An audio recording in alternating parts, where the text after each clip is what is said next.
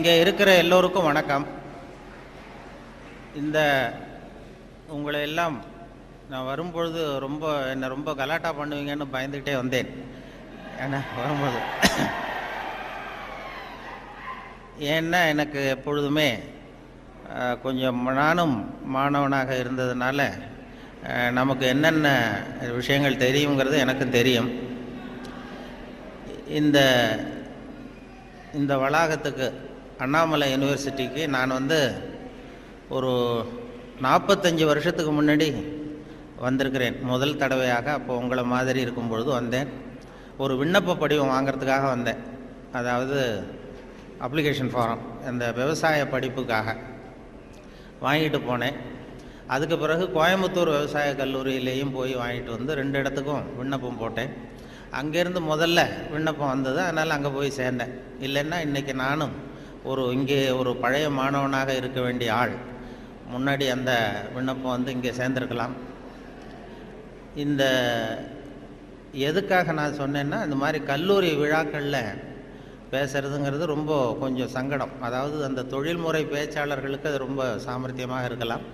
நான் ஒரு தொழில்முறை பேச்சாளர் கிடையாது. ஏதோ வானொலி தொலைக்காட்சி பேசுகிறதுனால மறுபடியும் இங்கே கூப்பிட்டு பேச சொன்னாங்க. இது மாதிரி ஏன் பேச தயக்கம்னா, இந்த வயசில் ஒருத்தர் பேசுகிறத ரொம்ப நேரம் கேட்டுக்கிட்டு இருக்கிறது ரொம்ப கஷ்டம். அது உங்களுக்கு நல்லா தெரியும். ஏன் பேச தயக்கம்னா, இந்த வயசில் ஒருத்தர் பேசுகிறத ரொம்ப நேரம் கேட்டுக்கிட்டு இருக்கிறது ரொம்ப கஷ்டம். அது உங்களுக்கு எனக்கும் நல்லா தெரியும். அதில் என்ன, சின்ன குழந்தைகள்லேருந்து பெரியவங்க வரைக்கும் நான் பார்த்துருக்குறேன். இந்த மாதிரி அந்த எல்கேஜி யூகேஜி படிக்கிற குழந்தைகள் இருக்கு இல்லையா, அதில் கூப்பிட்டு என்னை பேச சொல்லுவாங்க சென்னையில். அவங்களுக்கு மாதிரி இந்த குழந்தைகளை உட்கார வச்சு காக்கா கதை நரி கதை ஏதாவது சொல்கிறது உண்டு. அப்படி சொல்லும் பொழுது அவங்க எப்போ பொறுமை இழக்கிறாங்கங்கிறதுக்கு ஒரு அடையாளம் என்னென்னா, அந்த முதல் வரிசையில் உட்காந்துருக்கிற குழந்தை லேசாக தரையை கீறுவான், லேசாக அப்படி இல்லைன்னா பக்கத்தில் இருக்கிறவனை ஒரு பென்சிலால் குத்துவான். இது அவன் பொறுமை இழக்கிறான்னு அர்த்தம். அதுபோல் ஒவ்வொரு இடத்துல, இப்போ பள்ளிக்கூடத்தில் ஹைஸ்கூலுன்னா கொட்டாய் விடுவார்கள். இப்போ காலேஜுன்னா இது மாதிரி பண்ணுவீங்க, ஏதாவது விசில் அடிக்கிறது இப்படி. அதனால் எப்போ முடிக்கணும் எப்போ தொடங்கணுங்கிறது அது ஒரு பெரிய முக்கியமான கட்டம். இதில் எனக்கு ரொம்ப பிடிச்சது இந்த முதியோர் இல்லங்களில் பேசுகிறது தான் ரொம்ப பிடிக்கும். அந்த சென்னையில் பென்ஷனர் அசோசியேஷன் இருக்குது. அதாவது முதியவர்கள் எல்லாம் 80 வயசு 85 வயசை தாண்டினவங்க, ஒரு காலத்தில் பெரிய பதவியிலேருந்து ஓய்வு பெற்றவர்கள். அவங்க கூப்பிட்டு என்னை பேச சொல்லுவாங்க. அதுக்கு மட்டும் யாரும் எந்த சத்தமும் போட மாட்டாங்க. நானும் எவ்வளவு நேரம் வேணாலும் பேசிக்கிட்டு இருப்பேன். அவ்வளவு பேர் முகமும் என்னையே கவனிச்சிக்கிட்டு இருக்கோம். என்ன காரணம்னா, காது கேட்காது அவங்க. அதனால் அப்படி இருந்தால் அமைதியாக இருக்கலாம், இல்லைன்னா இப்படி. அதனால் இது ஒரு சத்தம்ங்கிறது நம்ம நல்ல ஆக்டிவாக இருக்கிறோங்கிறதுக்கு ஒரு அடையாளம். நான் அதனால் இதில் என்ன பேசுறது எப்படி பேசுறதுங்கிறத பற்றி வரும்பொழுது சொன்னார்கள். நீங்கள் இது மாதிரி பேச்சாளர்கள் சில பேர் கேட்டுக்கிறது உண்டு, நான் எவ்வளோ நேரம் பேசணும்னு நினைக்கிறீங்க அப்படின்னு. அந்த ஆர்கனைசரை அவங்க சொல்லுவாங்க, நீங்கள் எவ்வளோ நேரம் வேணாலும் பேசுங்க சார், நாங்கள் 10 நிமிஷத்துக்கு மேலே உட்காந்துருக்க மாட்டோம் அப்படின்னு சொல்லுகிறவர்கள் உண்டு. இங்கே வரும்பொழுது கேட்டேன், ஒரு மணி நேரத்துக்கு குறையாமல் 3.25 மணி நேரம் பேசணும், அது வரைக்கும் நாங்கள் தாக்கு பிடிப்போம்னு சில பேர் சொன்னாங்க. அது எப்படின்னு சொல்ல முடியாது. இங்கே வரும்பொழுதே ஏதோ உங்கள் பல் கோளரங்கத்துக்கு அவசியம் வாருங்கள்னு ஒரு போர்டு வச்சுருந்தீங்க. இங்கே அண்ணாமலை யூனிவர்சிட்டி வரும்பொழுது வழியில் பார்த்தேன். உங்கள் பல்லாண்டு காலம் பாதுகாப்பாக இருக்கணுமா அப்படின்னா எங்கள் பல் கோளரங்கத்துக்கு வாங்கோ அப்படின்னு விளம்பரம். அது நான் உடனே பயந்துட்டேன். பத்திரமா இருக்கணும்னா மரியாதையாக வந்துருங்க, இல்லைன்னா பல்ல உடச்சிருவேங்கிறது மாதிரி இருக்குது. நல்லா பாதுகாப்பாகணும், அவசியம் வாங்கணும்னு கூப்பிடுறது மாதிரி, ஏதோ அன்பாக கூப்பிடுறது மாதிரி மிரட்டுறதாக அதை உணர்ந்தேன். உங்களையெல்லாம் பார்க்கும்பொழுது எனக்கு என்னுடைய அந்த பழைய காலம்தான். கோயம்புத்தூர் விவசாய கல்லூரியில் போய் சேர்ந்தது. அப்போ தான் இந்த இந்திய எதிர்ப்பு போராட்டம் பெரிய பிரபலமாக நடந்த 65. அப்போ கோயம்புத்தூரில் நாங்கள் அங்கே அப்போ படிச்சுக்கிட்டு இருந்த நேரம் அது, அந்த காலம். அப்போல்லாம் இந்த ரேக்கிங் அதுவும் ஒரு பெரிய விஷயமா இருந்தது அப்போல்லாம். இப்போலாம் அது ஒரு பெரிய கட்டுப்பாட்டுக்கு வந்திருக்கு. நான் போய் முதல்ல சேர்ந்ததுமே விவசாய கல்லூரியில் கோயம்புத்தூரில் ஒரு சீனியர் மாணவர்கள் 2-3 பேர் வந்தாங்க. இங்கே கூப்பிட்டு போய் தனியாக அவங்க ரூமுக்கு அழைச்சிட்டு போய் நாங்கள் வந்து ஒன்றும் கலாட்டா பண்ண மாட்டோம், ஒன்றும் கேலி பண்ண மாட்டோம். ஆனால் நாங்கள் வந்து எங்களுடைய ரேங்கிங்கில் ஒரு நாகரிகம் இருக்கும். அதனால் நாங்கள் சொல்கிறத நீ செஞ்சுட்டீங்கன்னா வேறு ஒன்றும் உன்னை தொந்தரவு பண்ண மாட்டோம் அப்படின்னு என்னை பிடிச்சி எடுத்துகிட்டு போனாங்க. நான் அப்பா தினமாக போனேன். என்ன சார் செய்யணும்னு கேட்டேன். அந்த சீனியர் ஸ்டூடெண்ட்ஸ் என்ன சொன்னாங்கன்னா, நாங்கள் வந்து கொஞ்சம் பழைய துணிலாம் வச்சுருக்குறோம், சலவைக்கு போட வேண்டியது. அது அங்கே போய் சலவை கடையில் எங்களுக்காக இதை கொண்டு போய் நீ போட்டுட்டு வரணும், அவ்வளோதான், வேறு ஒன்றும் இல்லை அப்படின்னாங்க. பரவாயில்ல, இவ்வளவு நாகரிகமான ஒரு ரேக்கிங் நடக்குதே அப்படின்னு சொல்லி, இதை எங்கே சார் போடணும், நான் போட்டுறேன், செலவு கடை எங்கே இருக்குன்னா அதுவும் தெரியுது பாரு அப்படின்னு சொல்லி சொன்னாங்க. உடனே அவங்க பழைய துணியெல்லாம் மூட்டை கட்டி கொண்டு போய் அப்படியே போட்டு நீ ரூமுக்கு போகலாம்ப்பா, வேறு ஒன்றும் நாங்கள் ஒன்றும் பண்ண மாட்டோம்ட்டாங்க. நான் இந்த பழைய துணியை தூக்கிட்டு போய் அங்கே கதவை தட்டி திறந்து விட்ற வெளில வந்தார். இந்தாங்க சார் என்னென்னு கேட்டபோது, இது பழைய துணி சலவைக்காக போட வந்தேன் அப்படின்னேன். யார் கொடுத்தது அப்படின்னு கேட்டார். அந்த பழைய மாணவர்கள், அந்த சீனியர் ஸ்டூடெண்ட்ஸு கொடுத்தாங்கன்னு. கவலைப்படாத, நீ இங்கே வச்சுட்டு போ, நான் பார்த்துக்கிறேன், நான் தான் வார்டன். இது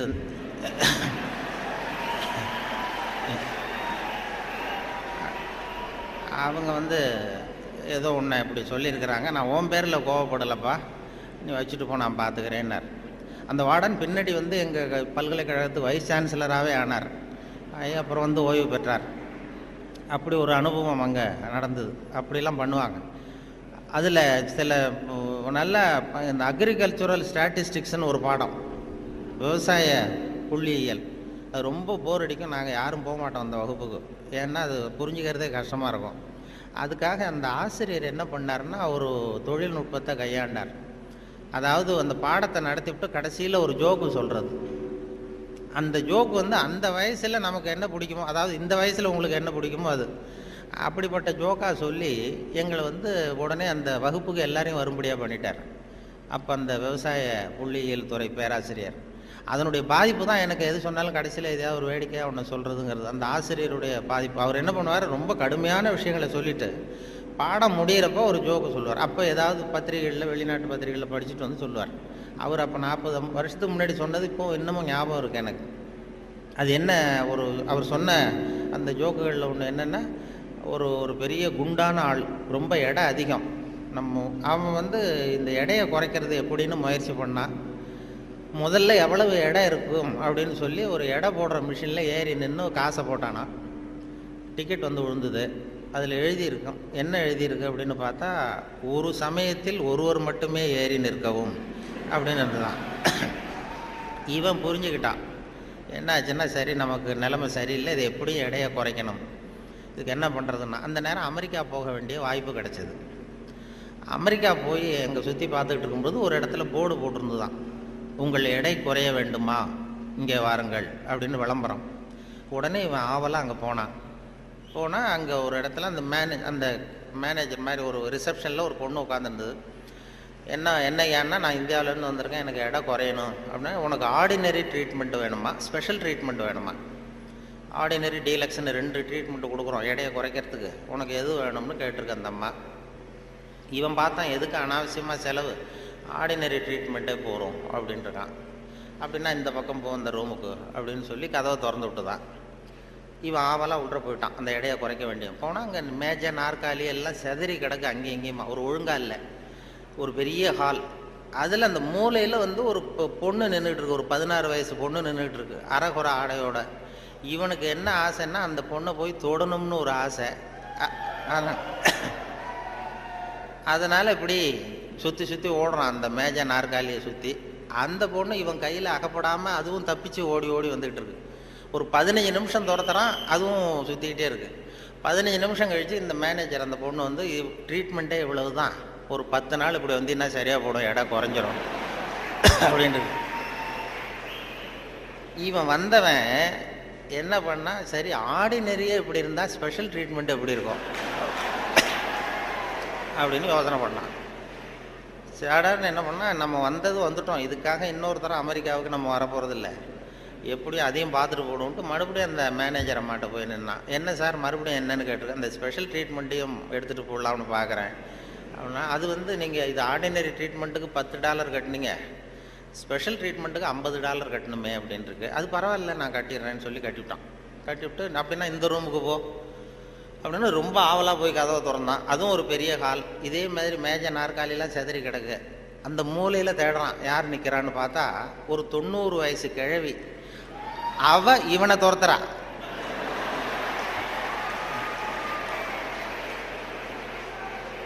இவன் தப்பிச்சா போறோம்னு சுற்றி சுற்றி ஓடி வரான்.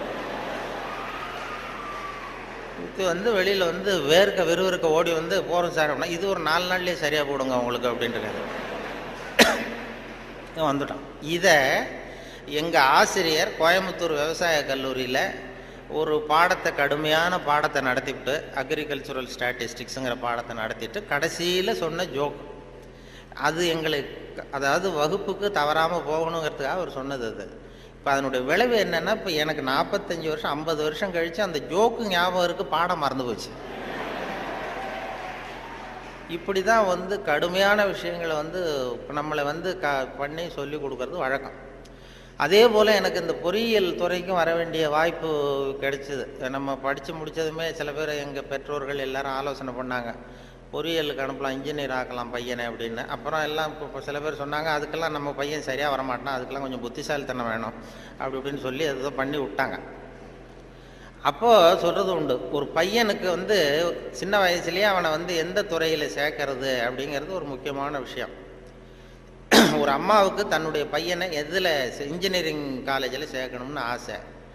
எந்த துறையில் சேர்க்கறது, சிவில் இன்ஜினியர் ஆக்கலாமா, மெக்கானிக்கல் இன்ஜினியர் ஆக்கலாமா, அதை வந்து அல்லது எலக்ட்ரிக்கல் இன்ஜினியர் ஆக்கலாமா அப்படின்னு ஒரு அம்மாவுக்கு ஆசை. அப்போ எல்லா துறையும் இருக்கீங்கன்னு அர்த்தம். இந்த பையனை எந்த துறையில் சேர்க்கறது அம்மாவுக்கு முடிவு பண்ண முடியல, அப்பாவாலையும் ஒன்றும் சொல்ல முடியல. உடனே இவர் என்ன பண்ணார், பையனை அழைச்சிட்டு ஒரு மனோதத்துவ டாக்டர்கிட்ட போனார். ஒரு உளவியல் டாக்டர்கிட்ட போய், சைக்கியாட்ரிஸ்ட், இது மாதிரி என்னம்மா விஷயம்னு கேட்டிருக்காரு அந்த டாக்டர். ஒன்றும் இல்லை சார், என் பையனை வந்து மேற்கொண்டு படிப்புக்கு சேர்க்கணும், இன்ஜினியரிங் காலேஜில் சேர்க்கணும்.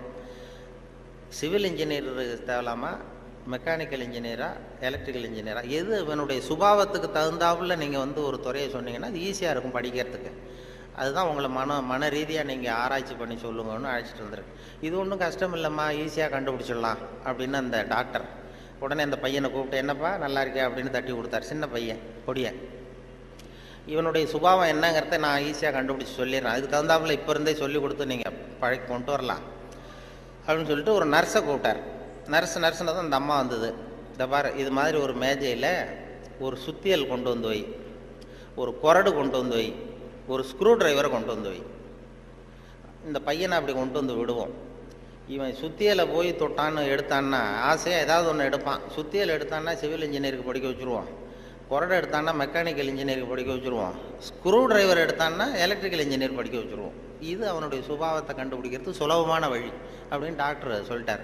ரொம்ப ஈஸியாக அந்த நர்ஸு கொண்டு வந்து ஒரு கொரடு, ஒரு சுத்தியல், கொரடு, ஸ்க்ரூ டிரைவர் வச்சுட்டு அப்படி ஒதுங்கி நின்றுது. பையனை கொண்டு வந்து விட்டாங்க. பையன் என்ன பண்ணான், நேராக போய் அந்த நர்ஸை கட்டி பிடிச்சிக்கிட்டான்.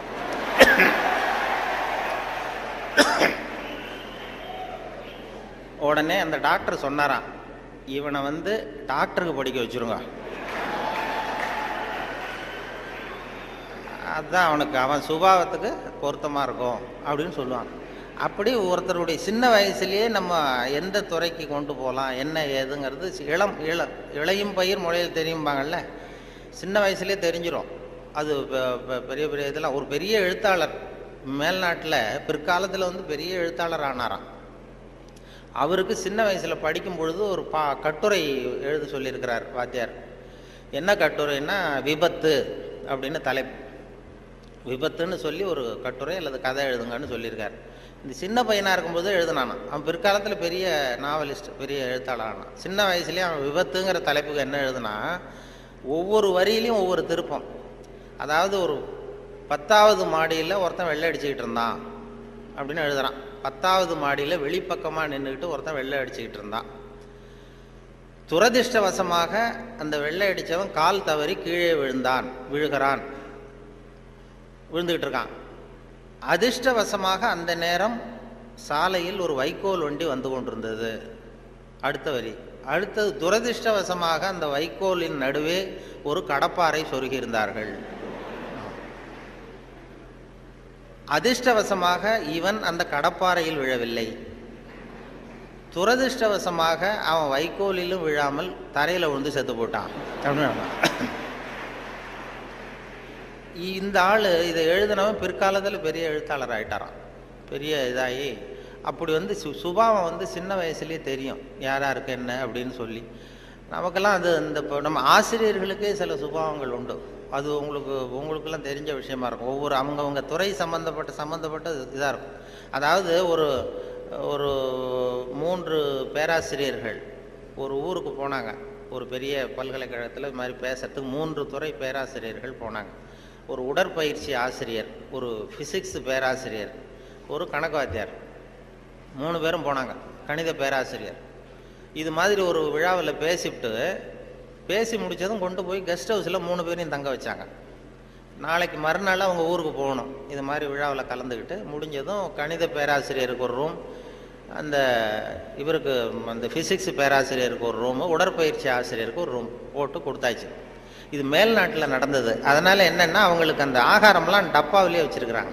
அந்த டப்பாவில் டின்னு ஃபுட்டுங்கிறாங்கல்ல, அது மாதிரி டின்னில் அடைச்சி அவங்க ரூமில் வேண்டிய ஆகாரம்லாம் வச்சு கொடுத்துட்டாங்க.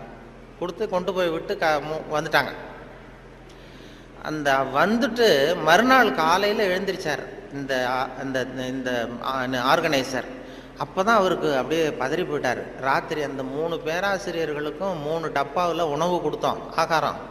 அது திறக்கிறதுக்கான கருவியை கொடுக்காம வந்துட்டோம். திறக்கிறதுக்கு ஒரு பொருள் அது இல்லாமல் கொடுத்தோம். எப்படி அவங்க டப்பாவை திறந்தாங்களா சாப்பிட்டாங்களா என்னன்னு தெரியல அப்படின்னு இவர் பதறி போய் விடிஞ்சதும் ஓடுறாரு விழுந்தடிச்சு. இந்த வரவேற்ற ஓடி போய் முதல்ல அந்த உடற்பயிற்சி ஆசிரியர் கதவை திறந்தாராம். ரூமை திறந்தா அவர் நிம்மதியாக தூங்கிட்டு இருக்காரு. டப்பா திறந்து கிடக்கு, சாப்பிட்டுட்டு நிம்மதியாக தூங்கிட்டு இருக்காரு. உடனே இவர் போய் தட்டி எழுப்பி, எப்படி சார் அந்த டப்பாவை திறந்தீங்க, அந்த இதை கொடுக்கலையே நாங்கள் உங்களுக்கு அப்படின்னு. இது என்ன சார், உடல் பலம் தான் சார் முக்கியம், டப்பாவை பலம் ஓங்கி கீழே அடித்தேன் திறந்துட்டுது, அது என்ன பெரிய காரியம் அப்படின்னு சொல்லி உடற்பயிற்சி செஞ்சுட்டேன், அதனால் சாப்பிட்டேன் இருக்கார்.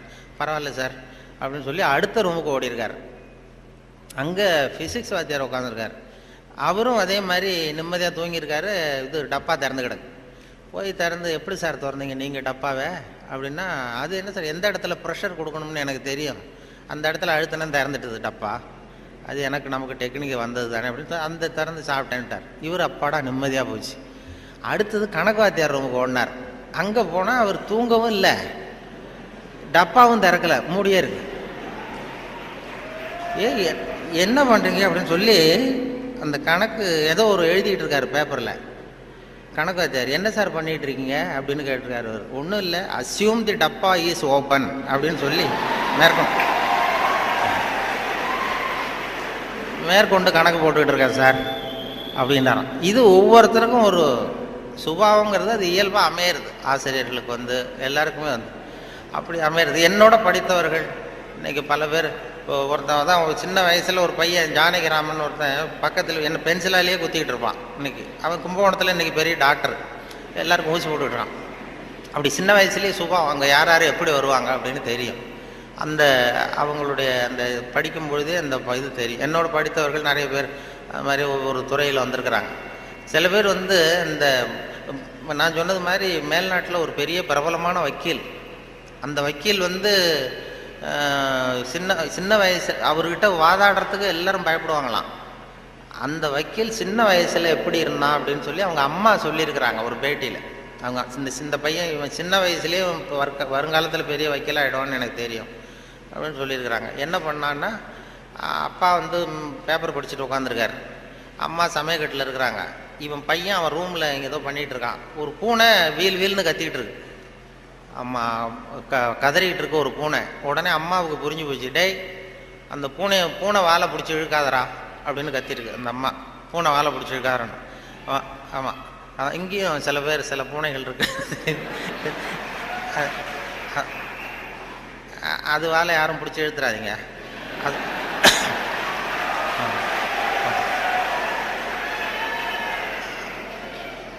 பூனை வாழை பிடிச்சிருக்காருன்னு அந்த அம்மா கத்திருக்கு. அப்பா அவன் சொன்னானா, அம்மா நான் பூனை வாழை பிடிச்சி இழுக்கல, பூனை தான் அது வாழை பிடிச்சி இழுத்துக்கிட்டு இருக்குன்றான்.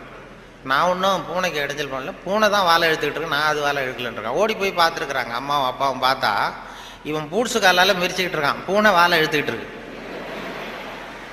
அவன் பிற்காலத்தில் பெரிய வக்கீல் ஆகிட்டான். அதாவது ஒரு தான் பேரில் தப்பு இல்லைங்கிறது மாதிரி பேசினா பாருங்க. அவங்க அம்மா வந்து சொல்லியிருக்கு. இப்படி அது சின்ன வயசில் அவங்கவுங்களுக்கு அந்த இது இருக்கும். சில பேருக்கு ஆராய்ச்சி விஞ்ஞான மனோபாவம் வந்துடும். விஞ்ஞானம் சில பேர் சின்ன வயசுலேயே ஒருத்தன் மூஞ்சில் ஒருத்தன் குத்திட்டு இருப்பான். சின்ன இளம் வயசுலேயே ஒருத்தன் மூஞ்சில் ஒருத்தன் குத்திட்டு இருப்பான். அவங்கெல்லாம் பிற்காலத்தில் சட்டசபைக்கு வரலாம். சட்டசபைக்கு வந்து பெரிய அவங்க சுபாவத்துக்கு தகுந்த மாதிரி ஒரு துறையை தேர்ந்தெடுக்கணும். அதனால் இதில் எல்லாம் இப்போ பொறியியல் மாணவர்கள் தான் இருக்கிறாங்களா, எல்லாரும் கலந்துருக்கிறாங்களான்னு தெரியல. ஏன்னா நீங்கள் எல்லாம் ரொம்ப கொடுத்து வச்சவர்கள். இந்த பள்ளிக்கூடத்தில் இது இப்படிப்பட்ட ஒரு பெரிய நிறுவனத்தில் படித்தவங்கலாம் இன்றைக்கி பெரிய பெரிய அளவில் இருக்கிறாங்க. அதனுடைய ஒரு விழா கொண்டாடுதுன்னா அதெல்லாம் ரொம்ப மரியாதை மதிப்பாக உள்ளது. என்னை பற்றி அறிமுகப்படுத்தினவர் ஏதோ நான் பெருசாக என்னை பற்றி ரொம்ப பெருமையாக சொன்னார். அவர் அவ்வளவு பெருமையாக சொன்னதுக்கு காரணம் என்னென்னா அவ்வளவு நானே எழுதி கொடுத்தது. வேற அது ஏன்னா வந்ததுமே ஒரு பேப்பரை கொடுத்து அந்த கெஸ்ட் ஹவுஸுக்கு போகும்பொழுது ஒரு 2 பேப்பரை கொடுத்து உன்னை பற்றி எழுதிட்டு வான்னு சொல்லி கொடுத்து அனுப்புனார். உடனே எழுதிட்டு வந்து கொடுத்தேன். அப்படியே படித்தார். அது இவ்வளவு தூரம் விடாமல் சொல்லுவார்னு தெரிஞ்சிருந்தால் இன்னும் கூட எழுதி கொடுத்துருக்கலாம் கொஞ்சம். அது என்ன அதில் வேற இவரை பற்றி அறிமுகப்படுத்துறதுக்கே இது அவசியம் இல்லை, எல்லாருக்கும் தெரியும், இருந்தாலும் சொல்கிறேன் அப்படின்னு சொல்லி அவர் அதை படிக்கிறது. இது ஒரு சம்பிரதாயம்தான். ஒரு கூப்பிடும்பொழுது ஒரு இதில் அதே போல் உட்காந்து பேசுறியா நின்றுட்டு பேசுறியான்னு வேற கேட்டாங்க. அது எப்படி நீங்கள் ஏற்பாடு பண்ணியிருக்கிறீங்களோ அப்படி பேசிடுறோம் சார், இதில் என்ன அப்படின்னு 2 இருந்தது. உட்காந்து பேசு. ஏன்னா இந்த பேச்சாளர்கள் கடவுளுக்கு தான் 3 கோலங்கள் சொல்லுவாங்க. நின்ற கோலம், அமர்ந்த கோலம், கிடந்த கோலம் அப்படின்னு இந்த ஆன்மீகத்தில் சொல்லுவாங்க. நின்ற கோலத்தில் அருள் பண்ணுறவர் யார்? திருப்பதி வெங்கடாஜலபதி அப்படி வைங்களேன்.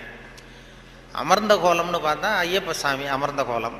இதை தவிர கிடந்த கோலத்தில் அருள் பண்ணுற சாமி இருக்குது. அது என்னென்னா ஸ்ரீரங்கம் பள்ளிகொண்ட பெருமாள். அது வந்து படுத்திருக்கும். இப்படி 3 கோலத்தில் ஆண்டவன் கோலங்கள் உண்டு.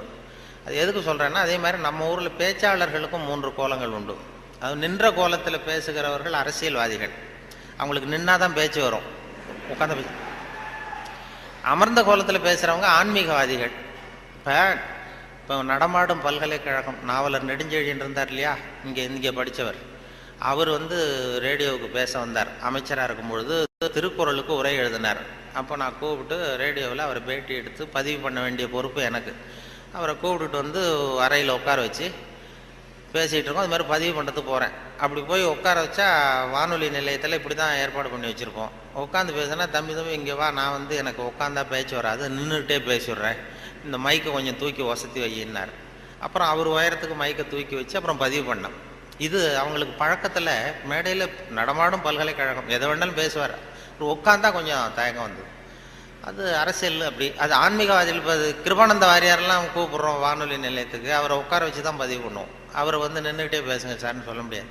அதனால் நின்ற கோலம் பேசுகிறவங்க அரசியல்வாதிகள், அமர்ந்த கோலத்தில் பேசுகிற பேச்சாளர்கள் ஆன்மீகவாதிகள். இதே மாதிரி கிடந்த கோலத்தில் பேசுகிறவங்களும் உண்டு நம்ம ஊரில். இந்த சாராய கடை வாசலில் பார்த்தீங்கன்னா அவங்களெல்லாம் கிடந்த கோல பேச்சாளர்கள்.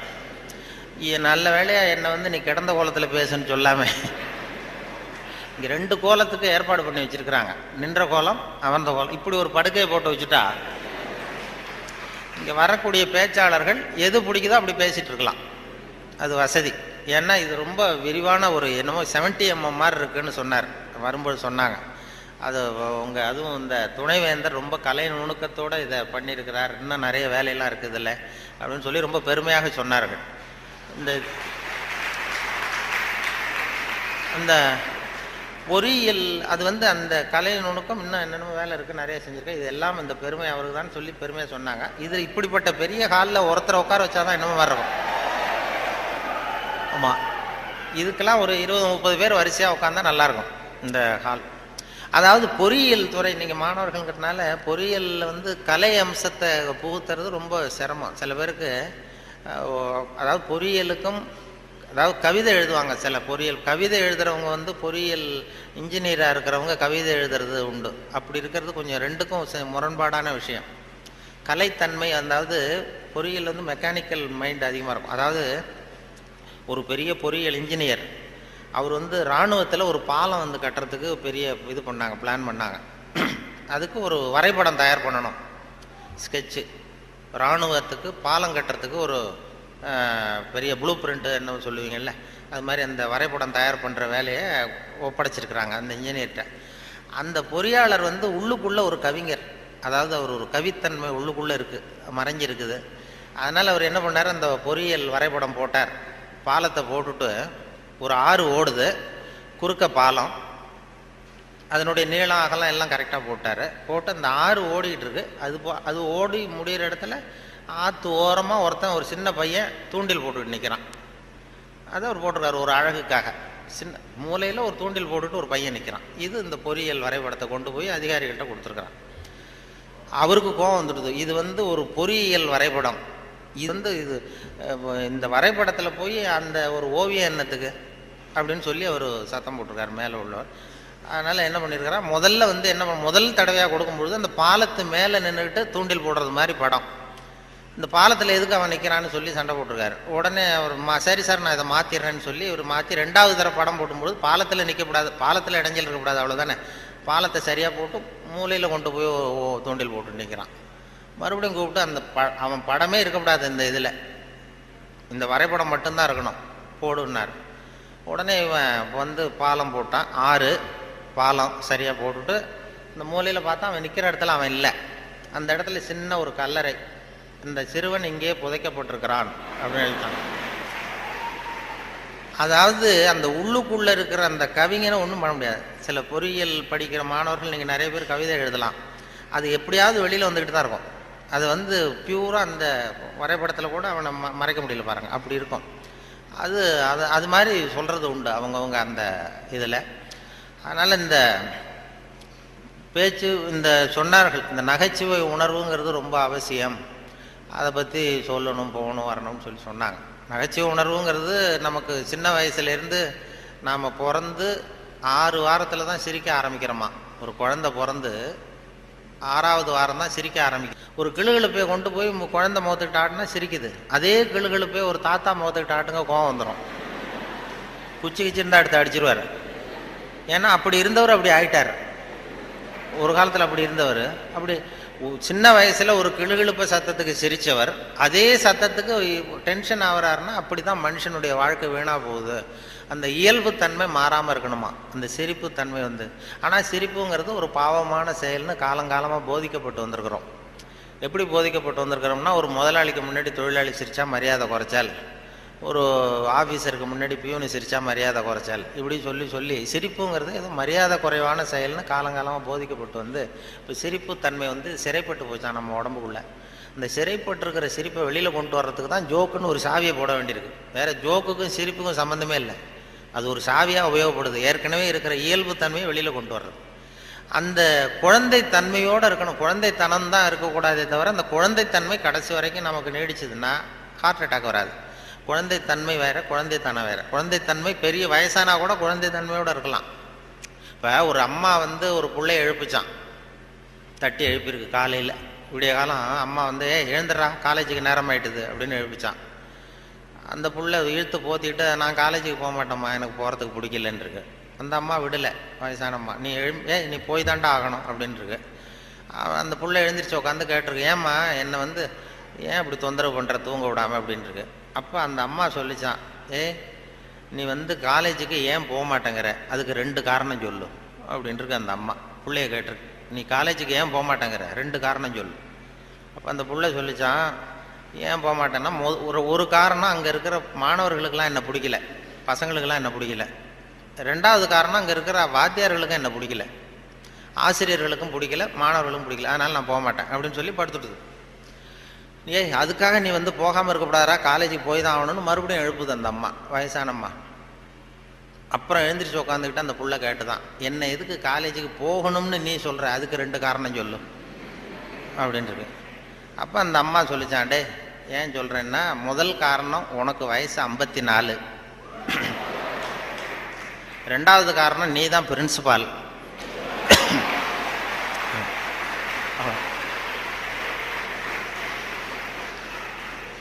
அதாவது 54 வயசுலேயும் அவர் குழந்தை தன்மையோடு இருக்கார் பாருங்க. அவங்க அம்மாவுக்கு அது புள்ள தானே, அதுதான் குழந்தை தன்மைங்கிறது, குழந்தைத்தனம் இல்லை. அது குழந்தைத்தனங்கிறது வேற, குழந்தைத்தன்மைங்கிறது வேற. அந்த குழந்தைத்தன்மை மாறாமல் மனுஷன் வாழணும்னு சொல்லி இப்போ சொல்கிறாங்க. நமக்கு வருகிற நோய் நொடிக்கெல்லாம் அதுதான் காரணம். இப்போ ஹார்ட் அட்டாக்கு திடீர்னு வர்றதுக்கு அதுதான் காரணம். மன இருக்கம் வரக்கூடாது. குழந்தைய எல்லாரையும் குழந்தைய ஆக்க முடியாது, ஆனால் குழந்தைத்தன்மையை நம்ம வளர்த்துக்கலாம். இந்த 200 தடவை சிரிப்புத்தன்மையை இருந்துகிட்டு இருக்கலாம். இப்போ எல்லாரையும் குழந்தை ஆக்கிறதுக்கு வழி விஞ்ஞானத்தில் இது வரைக்கும் வழி கிடையாது. ஒரு டாக்டர் கண்டுபிடிச்சாராம். ஒரு டாக்டர் என்ன கண்டுபிடிச்சாருன்னா, ஒரு மாத்திரை சாப்பிட்டா 1 வயசு குறையும் அப்படின்னு ஒரு மாத்திரையை கண்டுபிடிச்சாராம் ஒரு டாக்டர். ஒரு மாத்திரை சாப்பிட்டீங்கன்னா 1 வயசு குறையும். உடனே ஒரு பாட்டியம்மா போச்சு, 90 வயசு பாட்டி, எனக்கு ஒரு பாட்டில் மாத்திரை கொடுங்க டாக்டர் அப்படின்னு வாங்கிட்டு வந்துருக்கு. வாங்கிட்டு வந்து ஒரு மாத்திரை சாப்பிட்டா 1 வயசு குறையும்னாரா. மறுநாள் ஒரு 30 வயசு பொண்ணாக மாறி இது போயிருக்கு. நாள் 90 வயசு பாட்டியாக போச்சு, 30 வயசு பொண்ணாக மாறி அதே டாக்டர்கிட்ட போச்சு. இடுப்பில் ஒரு வயசு கை குழந்தை, அது சட்டை கிட்ட போடாமல் கட்டவரில் வாயில் வச்சுட்டு உட்காந்துருக்கு. தூக்கிக்கிட்டு அதே டாக்டர்கிட்ட போயிருக்கு. போனதும் அந்த டாக்டர்கிட்ட சொன்னேன், ஏம்மா வந்திருக்கேன்னு கேட்டார். ஒன்றும் இல்லை டாக்டர், நேற்று உங்ககிட்ட வந்தேன், மாத்திரை கேட்டேன், ஒரு மாத்திரை சாப்பிட்டா 1 வயசு குறையும். நீங்கள் நான் ஒரு பாட்டில் மாத்திரை வாங்கிட்டு போனேன், ஏதோ ஒரு ஆர்வத்தில் ஒரு 30-40 மாத்திரையை சேர்த்து சாப்பிட்டேன், அதனால் இப்படி ஆகிட்டம் பாருங்கள் அப்படின்ட்டு. டாக்டர் சொன்னார், இதுக்கு ஏமா வருத்தப்படுற, எல்லாரும் வயசு குறையணும்னு தான் நினைக்கிறாங்க, உனக்கு வயசு குறைஞ்சிட்டது, சந்தோஷப்படு, இதுக்கே மறுபடியும் என்னை தேடிட்டு வந்தேன்னா. அப்போ இந்த அம்மா சொல்லிச்சான், என்னை பற்றி பரவாயில்ல டாக்டர், இடுப்பில் பாருங்கள் 1 வயசு கை குழந்தை, இது ரொம்ப ஆர்வத்தில் ஒரு 70-80 மாத்திரையை சாப்பிட்டுட்டுது, இது என் வீட்டுக்காரர்.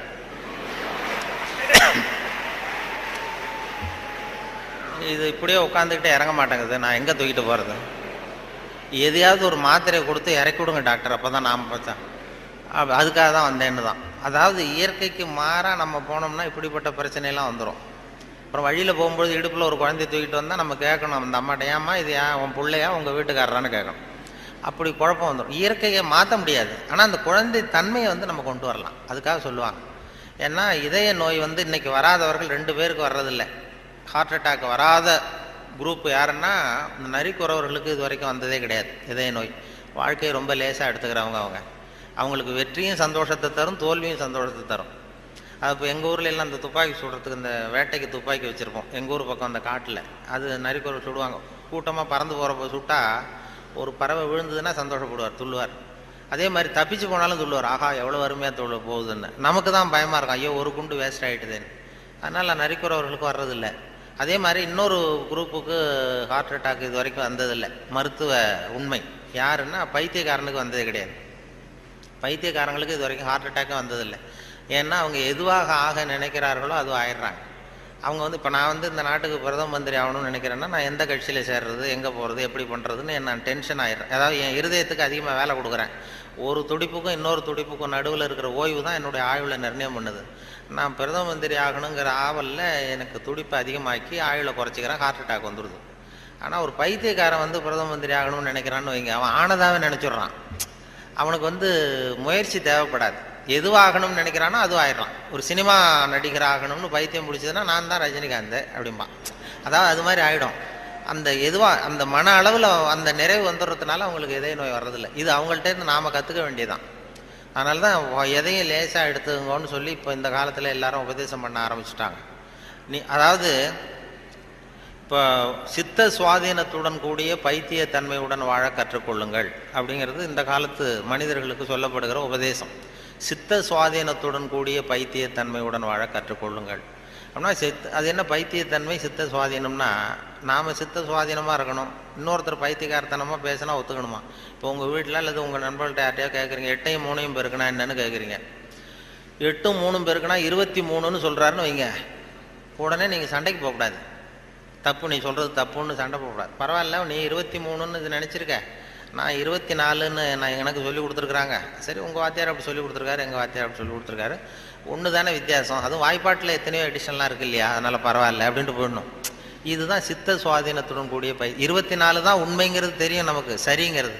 23ஐயும் சரின்னு ஒத்துக்கிறோம் பாருங்க, அதை தான் சித்த சுவாதீனத்துடன் கூடிய. அப்படி இருக்கிறவங்களுக்கு இதய நோய் வராதான். அது துல்லியம்ங்கிறது அதில் வேணும். அதாவது இப்போ ஒரு மாணவன் படிச்சுட்டு இன்டர்வியூக்கு போனான், ஒரு பேங்க் உத்தியோகம். அங்கே கேள்வி கேட்டாங்க, 8ஐயும் 3ஐயும் பெருக்குனா என்னப்பான்னு. அவன் சொன்னான், 8ஐயும் 3ஐயும் பெருக்குனா 23ன்னு சொல்லிட்டான், வாய் தவறி சொல்லிட்டான். சரி, போயிட்டு வான்ட்டாங்க இன்டர்வியூவில். வெளியில் வரும்பொழுது யோசித்தான், இது என்ன ஒரு சின்ன கணக்கு தானே கேட்டாங்க, இது தப்பாக சொல்லிட்டோமே, 8/3/23 சொல்லிட்டோமே, இது கூட தெரியலன்னா நமக்கு எப்படி பேங்க்கில் வேலை கிடைக்கும்? நிச்சயமாக நமக்கு இந்த வேலை இல்லை, ஏதோ உளறிவிட்டோம் அப்படின்னு சொல்லி போயிட்டான் வீட்டுக்கு. வீட்டுக்கு போனால் ஒரு வாரத்தில் அப்பாயின்மெண்ட் ஆர்டர் வந்துட்டுது அவனுக்கு, நீ வந்து வேலையில் சேர்ந்துக்கிடான்னு. உடனே அப்போ அவன் நினச்சானா, சரி நாம் பதில் சொன்னதை அவரும் சரியாக காதில் வாங்கலை போல இருக்கு, கேள்வி கேட்டவரும், அதனால் இதை சொல்லிடக்கூடாது, பேசாமல் போய் வேலையில் சேர்ந்துருவோம் அப்படின்னு போய் நேராக போய் வேலையில் சேர்ந்துட்டான். சேர்ந்து வேலை பர்மனெண்ட் ஆனதுக்கப்புறம் அந்த மேனேஜர்கிட்ட போய் உக்காந்தான். சார், அன்னைக்கு இன்டர்வியூக்கு வந்தப்போ என்ன ஒரு கேள்வி கேட்டீங்க, 8/3 பிறகுனா என்னென்னு, நான் வாய் தவறி 23 சொல்லிட்டேன், நீங்களும் சரியாக கவனிக்கலை போட்டிருக்கு சார், எனக்கு வேலை கொடுத்துட்டீங்க, ரொம்ப தேங்க்ஸ் அப்படின்றான். இனிமேல் ஒன்றும் பண்ண முடியாதுன்னு. அப்போ அந்த மேனேஜர் சொன்னார், அப்படி இல்லைப்பா, அன்னைக்கு இன்டர்வியூக்கு வந்தது ஒன்றையும் சேர்த்து 294 பேர் வந்தீங்க இன்டர்வியூக்கு, நான் 294 பேர்கிட்ட இந்த கேள்வி கேட்டேன், 8/3 பிறகுனா என்னென்னு, நீ சொன்னது தான் நியரஸ்ட் கரெக்ட் ஆன்சர், நான் அதனால தான் வேலை கொடுத்தேன், நான் ஒன்றும் தப்பாக பண்ணிவிடல அப்படின்னா. அதாவது வாழ்க்கையில் வெற்றி பெறணும், இதய நோய் வரக்கூடாது, ஹார்ட் அட்டாக் வரக்கூடாதுன்னு நினைக்கிறவர்கள் நியரஸ்ட் கரெக்ட் ஆன்சரை தான் பார்க்கணுமா. வாழ்க்கையில் நியரஸ்ட் கரெக்ட் ஆன்சர் பார்க்குற மனோபாவம் வந்து இதயத்தை நல்லா வச்சுருக்கோம். ஆனால் அறிவியலில் அப்படி பார்க்கக்கூடாது. அறிவியலில் ரொம்ப துல்லியம் அவசியம். இப்போ உங்கள் பொறியியல் சம்மந்தப்பட்ட விஷயங்கள்லையோ அறிவியல் சம்மந்தப்பட்டதில் துல்லியம் தான் முக்கியம், அதில் போய் நியரஸ்ட் கரெக்ட் ஆன்சர் பார்க்கக்கூடாது. வாழ்க்கைங்கிற கணக்கில் நியரஸ்ட் கரெக்ட் ஆன்சர் தான் பார்க்கணும், ரொம்ப துல்லியமாக எதையும் பார்க்கக்கூடாது. அறிவியல் வந்து துல்லியம் போச்சுன்னா போச்சு. இப்போ நம்ம ஒரு ராக்கெட் விடுறோம், செவ்வாய் கிரகத்துக்கு விட்டோம், புதன் கிரகத்தில் போய் இறங்கிட்டது, பரவாயில்ல, ஒரு கிரகம் தானே வித்தியாசம் அப்படின்னு அதில் போய் அப்படி போகக்கூடாது. செவ்வாய்க்கு அடுத்தது புதன் தானே, பரவாயில்லன்னு அப்படி போக முடியாது. அறிவியலில் துல்லியம் முக்கியம். வாழ்க்கைங்கிற விளையாட்டில் இந்த பர்ஃபெக்ஷன் பார்க்காதீங்கோ. பர்ஃபெக்ஷன் ஒன்று உலகத்தில் ஒன்றுமே கிடையாதான். பர்ஃபெக்ஷன் நானாக என் மனசில் ஒரு உருவத்தை வரைஞ்சிக்க வேண்டியது, படத்தை போட்டுக்கிறது. அதே மாதிரி எதிரில் இருக்கிறது இருக்கான்னு நான் பார்க்குறேன். நான் உள்ளுக்குள்ளே என்ன வரைஞ்சிருக்கணும் அதே மாதிரி இருந்ததுன்னா பர்ஃபெக்ட்னு சொல்கிறேன், அது இல்லைன்னா அது சரியில்லைங்கிறேன். அதாவது கோளாறு நான் வரைஞ்ச படத்தில் இருக்கே தவிர பொருள் இல்லை. உலகத்தில் எது எது எப்படி இருக்கணுமோ அது அப்படி தான் இருக்குது. அழகாக இருக்கிற பொருளை நீங்கள் விரும்புவதில்லை, அழகாக இருக்கிற பொருளை நீங்கள் விரும்புவதில்லை, நீங்கள் விரும்புகிற பொருள் அழகாக இருக்கிறது அப்படிங்கிறது தான் உண்மை. அதனால தான் ஒரு நீக்ரோவுக்கு அவங்க புள்ள வந்து அழகாக இருக்குது, நமக்கு நம்ம பார்வைக்கு வித்தியாசமாக தெரியுது. அதனால் அந்த அழகுங்கிறதெல்லாம் வாழ்க்கைங்கிற கணக்கில் அந்த ரொம்ப துல்லியமெல்லாம் பார்த்து வாழ்க்கையை வீணாக்கி கொள்ளாதீர்கள்னு சொல்லுவாங்க. ஏன்னா மனிதனுக்கு வந்து இன்னும் சரியான விளக்கம் யாருமே கொடுத்ததில்லை. கிரேக்க அறிஞர்கள் தான் பெரிய அந்த வரைவிலக்கணம் வகுக்கிறதுல ரொம்ப கெட்டிக்காரங்களாம். கிரேக்க அறிஞர்கள் ஒவ்வொன்றுக்கும் டெஃபனேஷன் வகுக்கிறதுல. அப்போ ஒரு குரூப் அறிஞர்கள் குழு கூடி உட்காந்து மனிதன் என்பவன் யார், மனிதன் அப்படின்னா அதுக்கு என்ன டெஃபனேஷன், ஒரு வரைவிலக்கணம் வகுக்கணும்னு உட்காந்தாங்களாம். உட்காந்தா எல்லாம் வந்து இப்படி ஒவ்வொரு அறிஞரும் ஒரு யோசனை சொல்லியிருக்கிறார். மனிதன் என்பவன் ஒரு 2 கால் பிராணி அப்படின்னு எழுதிடலாம் சார் அப்படின்னது உடனே எல்லாம் ஏகமனதாக எல்லாம் சரி தான், சரியாக இருக்க விளக்கம். மனிதன் என்பவன் 2 கால் பிராணி, சரியாக இருக்க, ஒத்துக்கலாம்னு போனாங்க. அப்போ திடீர்னு ஒருத்தர் எழுந்திரிச்சு வெளில ஒன்றாராம். போயிட்டு ஒரு திடுக்கிட்டுன்னு வெளில திரும்பி வந்து ஒரு சாக்கில் கொண்டாந்து அப்படி வச்சார் மேஜையில். இந்த சாக்குக்குள்ளே என்ன இருக்குன்னு கேட்டார் தலைவர், கூட்ட தலைவர். உங்கள் வரைவிலக்கணப்படி, உங்கள் டெஃபனேஷன் படி உள்ள ஒரு மனுஷன் இருக்கான், மனிதன் என்பவன் ஒரு 2 கால் பிராணின்னு தானே சொன்னீங்க அப்படின்னு சொல்லி திறந்தா ஒரு கோழி நிற்கிது. ஒரு கோழி, இது 2 கால் பிராணி தானே, அப்போ இதுவும் ஒரு மனுஷன் தானே அப்படின்னானா. ஆகா, நம்ம டெஃபனேஷனில் ஏதோ ஒரு தப்பு, அதில் ஒரு திருத்தம் உண்டு பண்ணணும் அப்படின்னு சொல்லி இன்னொருத்தர் சொல்லியிருக்கார். நான் அதில் கொஞ்சம் ஒரு கரெக்ஷன் கொடுக்குறேன் சார் அப்படின்னு சொல்லி மனிதன் என்பவன் சிறகுகளற்ற 2 கால் பிராணி அப்படின்னு கொடுத்துருக்கான். உடனே இவன் மறுபடியும் எடுத்துகிட்டு ஓடனான், திரும்பி வந்தான். சாக்கு உள்ள மனுஷன் இருக்கான எடுத்தா அதே கோழி ரெக்கையெல்லாம் பிச்சு விட்டு நிறுத்தி வச்சிருக்கான். உங்கள் டெஃபினேஷன் படி மனுஷன் சிறகுகளற்ற 2 கால் பிராணி அப்படின்னு. அப்புறம் தான் அந்த கிரேக்க அறிஞர்களே சொல்லிட்டாங்களாம், மனிதனுக்கு அதாவது இப்போ ஏதாவது ஒன்றும் முடியலைன்னா இப்போ நம்ம என்ன பண்ணுறோமோ அது மாதிரி அதே முடிவுக்கு வந்தாங்க. அதாவது சபை ஒத்தி வைக்கப்படுகிறது அப்படின்னு சொல்லிவிட்டு கடைசி வரைக்கும் அது டெஃபினேஷன் கொடுக்கல. மனிதனுக்கு வந்து விஞ்ஞானம் போட்டிருக்கிற வேலை வேறு. விஞ்ஞானம் கெமிஸ்ட்ரி என்ன சொல்லுதுன்னா, ஒரு சராசரி மனுஷ உடம்புல இருக்கிற கால்சியத்தை மட்டும் தனியாக எடுத்தால் ஒரு சின்ன ரூமுக்கு வெள்ளை அடிக்கலாம். ஒரு சராசரி மனுஷ உடம்புல இருக்கிற கொழுப்பை மட்டும் தனியாக எடுத்தால் ஒரு 10 சோப்பு கட்டி தயார் பண்ணலாம். ஒரு சராசரி மனுஷன் உடம்புல இருக்கிற பாஸ்பரஸை மட்டும் தனியாக எடுத்தால் ஒரு 40 நெருப்புக்குச்சி தயார் பண்ணலாம். ஒரு சராசரி மனுஷ உடம்புல இருக்கிற இரும்பு சத்தை மட்டும் தனியாக எடுத்தால் 2 கலாணி 2 செய்யலாம். இவ்வளவுக்கு மொத்தமாக விலை போட்டால் 42 ரூபா 50 காசு. இதுதான் கெமிஸ்ட்ரி நமக்கு போட்டிருக்கிற விலை. ஒரு மனுஷனுக்கு ரசாயன விஞ்ஞானம் போட்டிருக்கிற விலை அவ்வளவுதான். அவன் எப்போ அவன் அவனுடைய வேல்யூ கூடும்னா அவன் எப்படி நடந்துக்கிறாங்கிறத பொறுத்து தான். அதுவும் மனுஷன் உயிரோடு இருக்கிற வரைக்கும் தான் 42-50 காசு. மிருகங்கள் அவனை விட பெருசாக இருக்கு. செத்ததுக்கு அப்புறம் வேல்யூ கூடுது. கடையில் பாருங்கள், உயிர் கோழி 50 ரூபா, உரித்த கோழி 60 ரூபான்னு போட்டுருவோம். செத்ததுக்கு அப்புறம் 10 ரூபா கோடி போடும்.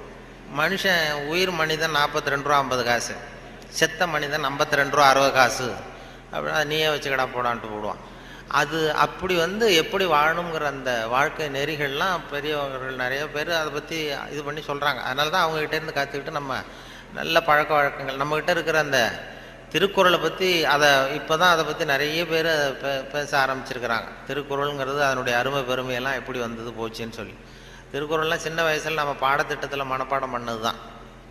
இப்போ அதை பற்றி ஆங்கில மொழிபெயர்ப்புலாம் நிறைய பெருசாக பண்டிதமணி கதிரேசன் செட்டியார் இருந்தார். அவருடைய மகன் கூட இங்கே இருந்தார்ல, தமிழ் துறையில் கதிர் தியாகராஜன். அவங்க அப்பா பண்டிதமணி கதிரேசன் செட்டியார். அவர் திருக்குறளை மனப்பாடம் பண்ணது எப்படின்னா, எதிரில் அவங்க வீட்டு வேலைக்காரனை உட்கார வச்சுக்குவாராம். இவர் உட்காந்துருப்பார். அவருக்கு கால் நடக்க முடியாது, கால் ஊனம். அதனால் எதிரில் வேலைக்காரனை உட்கார வச்சுட்டு அவன் கையில் திருக்குறள் புஸ்தகத்தை கொடுத்துட்றது. இவர் உட்காந்துக்கிட்டு, இந்த இடத்துல நான் முதலாளி கிடையாது, நீ வேலைக்காரன் கிடையாது, நான் திருக்குறளை வரிசையாக சொல்லிட்டு வருவேன், அது சரியாக இருக்கான்னு பார்த்துக்கிட்டே வா, ஏதாவது ஒரு சின்ன தப்பு சொல்லிட்டா கூட நீ என்ன முதலாளின்னு பார்க்காத, எழுந்திரிச்சு என் தலையில் ஓங்கி ஒரு கொட்டு வை அப்படின்னு. சரி முதலாளின்னு வாங்கி வச்சுக்கிட்டான். வாங்கி வச்சுட்டு சொல்லுங்கள் முதலாளின்னு உட்காந்தான். அகர முதல எழுத்தெல்லாம் ஆதி பகவன் முதற்றே உலகு அப்படின்னாரு. உடனே கிடுக்குன்னு கொஞ்சம் இருங்க முதலாளி அப்படின்னு சொல்லி எழுந்திரிச்சு ஓங்கி நங்குன்னு ஓட்டி விட்டான் தலையில். ஏன்டா கூப்பிட்டா, நான் சரியாக தானடா சொன்னேன் அப்படின்னா, இல்லை நீங்கள் சொன்னது தப்பு முதலாளி, அகர முதல எழுத்தெல்லாம்னு நீங்கள் சொன்னீங்க, இந்த புஸ்தகத்தில் அகர முதல வெழுத்தெல்லாம்னு போட்டிருக்கு, அதனால் தப்பு அப்படின்னா டக்குன்னு இப்போ திருக்குறளை பிடிங்கிட்டாரான். இதே ரீதியில் போனால் நான் 1330 கொட்டு வாங்கணும் உங்ககிட்ட, என் தலை தாங்காது, நான் பார்த்துக்கிறேன் போடான்ட்டாரான். அப்படிலாம் திருக்குறளை படித்து பெரிய இது பண்ணியிருக்கிறாங்க. அவருக்கு கால் ஊனம், பண்டிதன் கதிரேசன் செட்டியாருக்கு. அவருக்கு பாதுகாப்புக்குன்னு ஒருத்தனை வச்சுருந்தாரான், அவனுக்கும் கால் கிடையாது. அப்போ கேட்டிருக்காங்க, ஏங்க ஐயா நீங்கள் தான், உங்களுக்கு தான் கால் நடக்க முடியாது, நடமாட முடியல, கால் ஊனம், உங்களுக்கு பாதுகாப்புக்குன்னு ஒருத்தனை வச்சுருக்கீங்க, அவனுக்கும் கால் விளங்காமல் இருக்கு, கால் சரியில்லையே அப்படின்ட்டு இருக்காங்க. அப்போ அதை நான் அர்த்தத்தோடு தான் வச்சுருக்கேன்னாரான். என்ன அப்படின்னு கேட்டதுக்கு சொல்லியிருக்காரு, எனக்கு ஒரு ஆபத்துன்னு வரும்பொழுது இவன் விட்டுட்டு ஓடி போகாமல் இருக்கணும்ல, அதுக்காக தான் வச்சுருக்கேன் அப்படின்னு சொன்னாரான்.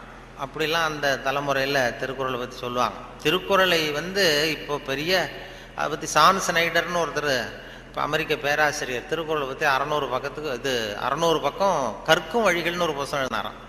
ஹைவே டு லேர்னிங்க, அது ஒன்று, ஹைவே டு லேர்னிங் அப்படிங்கிற புத்தகம் 600 பக்கம், 500 ரூபா விலை. அதாவது கற்கும் வழிகள்னு அமெரிக்காவில் இப்போ பிரபலமாக அந்த புத்தகம் விற்றுக்கிட்டு இருக்கு. அதை படிச்சுட்டு நம்ம தமிழ் பேராசிரியர் ஒருத்தர் சொன்னாருங்க, இதுக்கு ஏன் 600 பக்கம் வேஸ்ட், நம்ம திருவள்ளுவர் ஒவ்வொரு வார்த்தையிலே பதில் சொல்லியிருக்காரு அப்படின்னார். கற்கும் வழிகளில் அவர் என்ன பண்ணியிருக்காருன்னா, சாப்டர் படிச்சார். Why we should read, how we should read, what we should read, when we should read அப்படின்னு 4 பிரிவாக பிரிச்சுக்கிட்டு எதை படிக்கணும், எப்படி படிக்கணும், ஏன் படிக்கணும், எப்போ படிக்கணும் அப்படிங்கிற மாதிரி பண்ணியிருக்கிறார். அதாவது ஹவு வி ஷுட் ரீட் அப்படின்னு ஒரு கேள்வியை கேட்டுக்கிட்டு 250 பக்கம் அவர் எழுதியிருக்கார். இந்த கேள்விக்கு திருவள்ளுவர் எதை படிக்கணும், அதாவது எப்படி படிக்க வேண்டும், ஹவு வி ஷுட் ரீட்னா கசடர கற்க அப்படின்னு ஒரே வார்த்தையில் ஒரு பதில் உண்டு. இதுக்கு 250 பக்கம் வேஸ்ட் பண்ண வேண்டியதில்லைன்னார். வாட் வி ஷுட் ரீட், என்ன படிக்கணும் அப்படின்னா கற்பவை கற்க சொல்ற, இதுக்கு 300 பக்கம் எழுதியிருக்காரு அவர். வென் வி ஷுட் ரீட், அதாவது அப்புறம் வாட் வி ஷுட் ரீட், ஏன் படிக்க வேண்டும், ஒய் வி ஷுட் ரீட், அதுக்கு 300 பக்கம் எழுதியிருக்காரு இவர். அதற்கு தக நிற்க அப்படிங்கிறது தீர்ந்து போச்சு. வென் வி ஷுட் ரீட், எப்பொழுது படிக்க வேண்டும் அப்படின்னா சாந்துணையும் அப்படிங்கிற வார்த்தையில் இருந்தது. இப்படி 4 வார்த்தையில் திருவள்ளுவர் சொன்னதை ஒரு 600 பக்கம் எழுதியிருக்கிறாருன்னு சொல்லி சொன்னார். அதை படித்து பார்த்துட்டு அப்படி அதை பற்றி பெருமையாக ஜியு போப்பு ஆராய்ச்சி பண்ணார். அதாவது இவர் அரிஸ்டாட்டல்லையும் திருவள்ளுவரையும் ஒப்பிடுறார் ஜியு போப்பு. அப்போ என்னென்னா, அரிஸ்டாட்டில் காலத்தில் ஒரு தப்பு பண்ணிட்டா அதே தப்பை திருப்பி பண்ணலாம். இப்போ ஒருத்தர் வலது கையை ஒருத்தன் வெட்டிட்டான்னா திருப்பி அவனுடைய வலது கையை வெட்டலாம். இப்போ ஒருத்தன் ஒரு கண்ணை குத்திவிட்டான்னா அதே கண்ணை இவனும் குத்தலாம். அதுதான் இப்போ உள்ள தர்மம். அரிஸ்டாட்டில் காலத்தில் ஒருத்தன் உங்களுக்கு ஒரு விரலை, எந்த விரலை வெட்டுறானோ அதே விரலை நீங்களும் வெட்டலாம். அது அந்த தர்மம். அதே காலத்தில் திருவள்ளுவர் என்ன சொல்றார் அப்படின்னு பார்த்தார். அதாவது ஒருத்தன் நமக்கு கெடுதல் பண்ணுனா திருப்பி அதே கெடுதலை பண்ணு அப்படின்னு அவர் சொல்றார். இயேசுநாதரும் அப்போ சொன்னார். அவர் என்னன்னா, அதாவது அரிஸ்டாட்டில் என்ன சொன்னார், ஒருத்தன் உனக்கு வலது கன்னத்தில் அடிச்சான்னா நீ வலது கன்னத்தில் அடி. இது அரிஸ்டாட்டல். இயேசுநாதர் சொன்னார், உனக்கு வலது கன்னத்தில் அடிச்சான்னா நீ இடது கன்னத்தை திருப்பி காட்டு அப்படின்னார். இது அதை விட கொஞ்சம் பெரிய பண்பாடுள்ள செயல். அதுக்கடுத்து திருவள்ளுவரை பார்த்தா, நீ ஒருத்தன் உன்னை அடிச்சுட்டான்னா நீ பதிலுக்கு அவன் கன்னத்தை தடவி கொடு அப்படிங்கிறார். இன்னா செய்தாரை ஒருத்தல் அவர் நானும் நன்னையும் செய்து விடுன்னு சொன்னார். அப்படின்னு சொல்லிட்டு இது ஜியு போப் ஒப்பிடுறார் அரிஸ்டாட்டிலையும் திருவள்ளுவரையும். அவர் எழுதுறார், when compared because of this unique feature of forgiveness. மன்னிப்புல இது ஒரு தனித்தன்மை இருக்கு திருவள்ளுவர் சொல்றதுல. அதனால ஜியு போப் எழுதுறார், when compared because of this unique feature of forgiveness, Thiruvalluvar is at least 1 inch taller than Aristotle அப்படின்னு எழுதினார். அரிஸ்டாட்டிலை விட 1 inch உயரமானவர் திருவள்ளுவர் அப்படின்னு சொல்லி. அதனால தான் அவ்வளோ உயரமாக கன்னியாகுமரியில் கொண்டு போய் செலவு வச்சிருக்கிறோம். அது அப்படி ஜியு போப்பு கம்பேர் பண்ணி எழுதுறாரு. அப்படி நாம் பெருமைப்படுறதுக்கு எத்தனையோ விஷயங்கள் நம்ம இதில் இருக்குது. அதனால் இப்படிப்பட்ட இந்த உணர்வு, இந்த நகைச்சுவை உணர்வை பற்றி பேசிட்டு இருந்தோம் இல்லையா, அது எங்கள் ஆசிரியர் சொன்னது மாதிரி அதை வச்சு எந்த விஷயத்தை சொன்னாலும் கொஞ்சம் சுவாரஸ்யமாக சொன்னோம்னா வாழ்க்கையிலையும் சரி, நீங்கள் எந்த துறையில் வேலைக்கு போனாலும் சரி, சக மனிதர்கள்ட்ட பழகும் பொழுதும் சரி, அந்த நகைச்சுவை உணர்வுன்னு இருக்கும் பொழுது நல்லாயிருக்கும். அதாவது எங்கள் பேராசிரியர் கல்கி எழுதியிருக்கிறார், இதில் பேசினார். அவர் ஆல் இண்டியா ரேடியோவில் ஆரம்பத்தில் 1938 பேராசிரியர் கல்கி பேசியிருக்கார், தமிழில் சிறுகதை அப்படின்னு. எப்படி சொல்கிறது, சுவாரஸ்யமாக எப்படி சொல்கிறதுன்னு சொல்லி அப்போ பேசியிருக்கார். சிறுகதைன்னா அது சிறுன்னு அர்த்தம் இருக்கா, அதனால் சிறுசாக இருக்கணும், தேவைக்கு அதிகமாக வளர்த்தாத. கதைன்னா அதில் ஒரு கதை அம்சம் இருக்கணும். ஒரே ஒரு ஊரில் அப்படின்னு ஆரம்பித்தா அதுக்கப்புறம் என்ன அப்படின்னு கேட்க தோணுதில்ல, அது மாதிரி இருக்கணும் ஒரு வரியும் அப்படின்னு சொல்லிட்டு, சொல்கிறதே எப்படி சுவாரஸ்யமாக சொல்கிறதுன்னா தேவைக்கு அதிகமாக நீ வளர்த்தாதே அப்படின்னு சொல்லி அதுக்கு ஒரு உதாரணம் கொடுத்துருக்காரு கல்கி. அதாவது நீங்கள் எழுத்தாளராக இருந்தாலும் சரி, பேச்சாளராக இருந்தாலும், சக மனிதர்கள்ட்ட பழக்கிறவராக இருந்தாலும் தேவைக்கு அதிகமாக இது பண்ணாதீங்க அப்படிங்கிறதுக்காக சொல்லியிருக்காரு. அவர் ஒரு கதை எழுத்தாளர் எப்படி இருக்கணுங்கிறதுக்காக கல்கி சொன்னது. ஒரு நாள் காஞ்சிபுரம் உபய வேதாந்த தேசிக சுவாமிகள் தன் வீட்டு வேலைக்கார குப்பனை கூப்பிட்டு, அடை குப்பா, நீ உடனே ஸ்ரீபெரும்புதூர் ஓடிப்போய் திருவேங்கடாச்சாரியை சந்தித்து திருக்குடந்தையிலே இருந்து இங்கே வந்திருக்கிற திருநாராயண ஐயங்கார் சுவாமிகள் திருக்கோவில் ஆராதனைக்கு திருத்துழாய் எடுத்து திரும்புகையில் திருக்குளத்தில் திருப்பாசி வழுக்கவே திருவடி தவறி விழுந்தார் என்று சொல்லிவிட்டு வா அப்படின்னு எழுதினாராம். சொல்லிவிட்டு, என்னப்பா சொல்லிடுவியா அப்படின்னு கேட்டிருக்காரு. நான் சொல்லிடுறேன் சாமின்னு இருக்கான் குப்பை. எப்போ இன்னொருத்தரை என்கிட்ட சொல்லி காட்டு, என்ன சொல்லுவேன் அப்படின்னு கேட்டாராம். அது என்ன சாமி, கும்மோன் தாசாமி குட்டையில் விழுந்தான்னு சொல்லணும், அவ்வளோதானே, நான் சொல்லிட்டு போகிறேன் அப்படின்ட்டாங்க. அப்போ கல்கி சொல்கிறார், சிறுகதையின் இலக்கணம் குப்பனுக்கு புரிந்திருக்கிறது, உபய வேதாந்த தேசிக சுவாமிகளுக்கு புரியவில்லை அப்படின்னு அவர் பேசியிருக்கார். அந்த வானொலி இதில் ஒலிப்பதிவில் கேட்டேன், அது அப்படியே வச்சுருக்காங்க. அப்போ பேசுனதெல்லாம் அப்பப்போ இது பண்ணி வச்சிருக்கிறது. அதே மாதிரி கொத்தமங்கலம் சுப்புன்னு ஒருத்தர் பெரிய பிரபலமான வில்லுப்பாட்டு கலைஞர். அப்புறம் அவர் காந்தி மகான் கதைன்னு ஒரு வில்லுப்பாட்டு எழுதினார். அப்போ காந்தி மகான் கதை வில்லுப்பாட்டு அவருக்கு அந்த வில்லுப்பாட்டை கேட்கறதுக்கு ஏகப்பட்ட கூட்டம், எல்லாரும் பெரிய ரசிகர்கள். ஆனால் அதையே புஸ்தகமாக போட்டு விற்றாரு, விற்கல. காந்தி மகான் கதை புஸ்தகமாக போட்டு புத்தகமாக விற்கும்பொழுது யாரும் வாங்கிறதுக்கு ஆள் இல்லை, அவரே வீட்டில் அடிக்க வச்சுருந்தார். அதை அப்போ அந்த வில்லுப்பாட்டு இருக்கு, காந்தி மகான் கதை வில்லுப்பாட்டை நான் ரேடியோவில் போடுறதுக்காக எடுத்து பதிவு பண்ணிகிட்டு இருந்தேன். அப்போ ஒரு கட்டம் வந்தது, காந்தியை சுடுற இடத்துல அவர் கதறி அழுறார். கதறி அப்படியே நிஜமாகவே அழுறார் காந்தி சுடப்படுற இடத்துல. இந்த வில்லுப்பாட்டு அது பதிவாக இருக்குது, அதை போட்டு கேட்டேன். அப்போ எனக்கு ஒரு சந்தேகம், இது எப்படி, அதாவது ஒரு தடவை சொல்கிறப்போ அழுக வரலாம் அவருக்கு, இந்த வில்லுப்பாட்டை திருப்பி திருப்பி பாடிக்கிட்டே இருப்பார். ஒரு 500 தடவை 600 தடவை சொல்லும்பொழுது 600வது தடவையும் காந்தியை சூடு பண்ணிகிட்டு இருக்கிறாங்க. அதனால் நல்ல பழக்க வழக்கங்களை ஏற்படுத்திக்கணுங்கிறது தான் ரொம்ப முக்கியமான விஷயம். அதனால் இதில் எப்படி நான் சொன்னது மாதிரி எவ்வளவு நேரம் எதை தாக்க முடியும், குடும்பத்தில் ரொம்ப ஒரு அனுசரிப்புத்தன்மை, சகிப்புத்தன்மை இதெல்லாம் வேணுங்கிறத பற்றி நிறைய அந்த சின்ன சின்ன விஷயங்களாக தான் வானொலி சொல்கிறது உண்டு. இந்த நகைச்சுவைன்னு சொன்னதுனால அதை சேர்த்து சேர்த்து கதையாக சொல்கிறது உண்டு. சின்ன விஷயங்களை அப்படியே இப்போ குடும்பத்தில் ஒரு அனுசரிப்புத்தன்மை வேணும், வாழ்க்கைங்கிறது ஒரு பெரிய பிரயாணம், குடும்பத்தில் அனுசரிப்பு தன்மை வேணும் அப்படின்னா அப்போ அதுக்கு ஒரு கதை மாதிரி சொல்லிடுறது வானொலி ஊடகத்தில். இப்போ ஒரு குடும்பத்தில் கணவன் மனைவி 2 பேர் இருந்தாங்க. 2 பேருக்கு ஒரு குழந்தை பிறந்தது. அதுக்கு பேர் வைக்கிறதுல தகராறு வந்துட்டு தான். என்ன பேர் வைக்கிறதுன்னு அவன் சொல்கிறான் எங்கள் அப்பா பேர் தான் வைக்கணுங்கிறான். இந்த அம்மா சொல்லுது எங்கள் அப்பா பேர் தான் வைக்கணுங்குது. தகராறு. உடனே என்ன காலையிலேருந்து சண்டை குழந்தைக்கு பேர் வைக்கிறதுல. அதில் கூட ஒத்து போக முடியல. உடனே எதிர்த்து வீட்டுக்காரன் ஒருத்தன் வந்தான். வந்து என்ன உங்கள் வீட்டில் காலையிலேருந்து சண்டைன்னு கேட்டிருக்கான். அது ஏன் கேட்குறீங்க, இந்த குழந்தைக்கு பேர் வைக்கிறதுல தகராறு, நான் எங்கள் அப்பா பேரை வைக்கணுங்கிறேன், அவங்க அப்பா பேரை வைக்கணும்னு சொல்லுது, என்ன பண்ணுறது தெரியலன்னு தான் அவன் சொன்னானான். இது ஏன் சண்டை போடுறீங்க, எதிர்த்து வீட்டுக்காரன்னு நான் ஒருத்தன் எதுக்கு இருக்கேன், என்கிட்ட சொல்ல வேண்டியது தானே அப்படின்னு சொல்லிவிட்டு ஏன்ப்பா உங்கள் அப்பா பேர் என்னன்னு கேட்டிருக்கான். எங்கள் அப்பா பேர் சீனிவாசன் அப்படின்ட்டுருக்கான். சரிம்மா உங்கள் அப்பா பேர் என்ன, எங்கள் அப்பா பேர் கிருஷ்ணன். இவன் யோசித்தான். சரி குழந்தைக்கு சீனிவாச கோபாலகிருஷ்ணன் அப்படின்னு பேர் வச்சுருங்க, இதுக்கு ஏன் தகராறு அப்படின்ட்டு போயிட்டான். போனதுக்கு அப்புறம் இந்த இவங்க 2 பேரும் பேசிக்கிறாங்க. அது எப்படி இந்த சீனிவாசன் சரி கிருஷ்ணன் சரி, நடுவில் கோபாலன் எங்கேருந்து வந்தான். ஓடி போய் கூப்பிட்டு வந்தாங்களா அவனை. வாடா கிட்டவா, அது யாரா கோபாலன் அப்படின்னா அது எங்கள் அப்பா பேர், நீ அதை மட்டும் எதுக்கு விட்டுட்டு போற, சேர்த்து வச்சுக்கோனா. அதாவது 2 பேருக்குள்ள ஒரு அனுசரிப்பு தன்மை இல்லைன்னா கோபாலன்னு ஒருத்தன் குறுக்க வருவான். அப்படி வரும். அந்த வாழ்க்கையில் அனுசரிப்பு தன்மைங்கிறது ரொம்ப அவசியம். வாழ்க்கையில் ஒருத்தர் அனுசரித்து போகிறது, அதாவது சந்தேகப்படாமல் இருக்கணும்னு சொல்லுவாங்க. ஒரு பையன் புதுசாக ஒரு பொண்ணை கல்யாணம் பண்ணிட்டு வந்தான். எல்லாரும் என்ன பண்ணிட்டாங்க, ஏய் நீ கல்யாணம் பண்ணிட்டு வந்திருக்கேன், அந்த பொண்ணுக்கு காது கேட்காதுடா, காது சரியாக கேட்காது அப்படின்ட்டு இருக்காங்க. இவன் அதை எப்படி சோதனை பண்ணுறது, டெஸ்ட் பண்ணுறது, அப்படி நேராக கேட்டால் சண்டை வந்துடும், உனக்கு காது கேட்குதான்னு கேட்கக்கூடாது.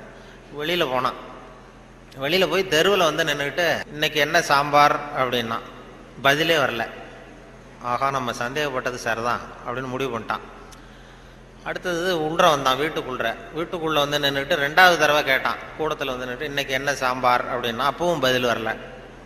சரி நம்ம மனைவிக்கு நம்ம சந்தேகப்பட்டு காது கேட்கல அப்படின்ட்டு அடுத்தது அடுப்பங்கரைக்கே போயிட்டான். அந்த பொண்ணு எதை சமைச்சிக்கிட்டு இருக்கு.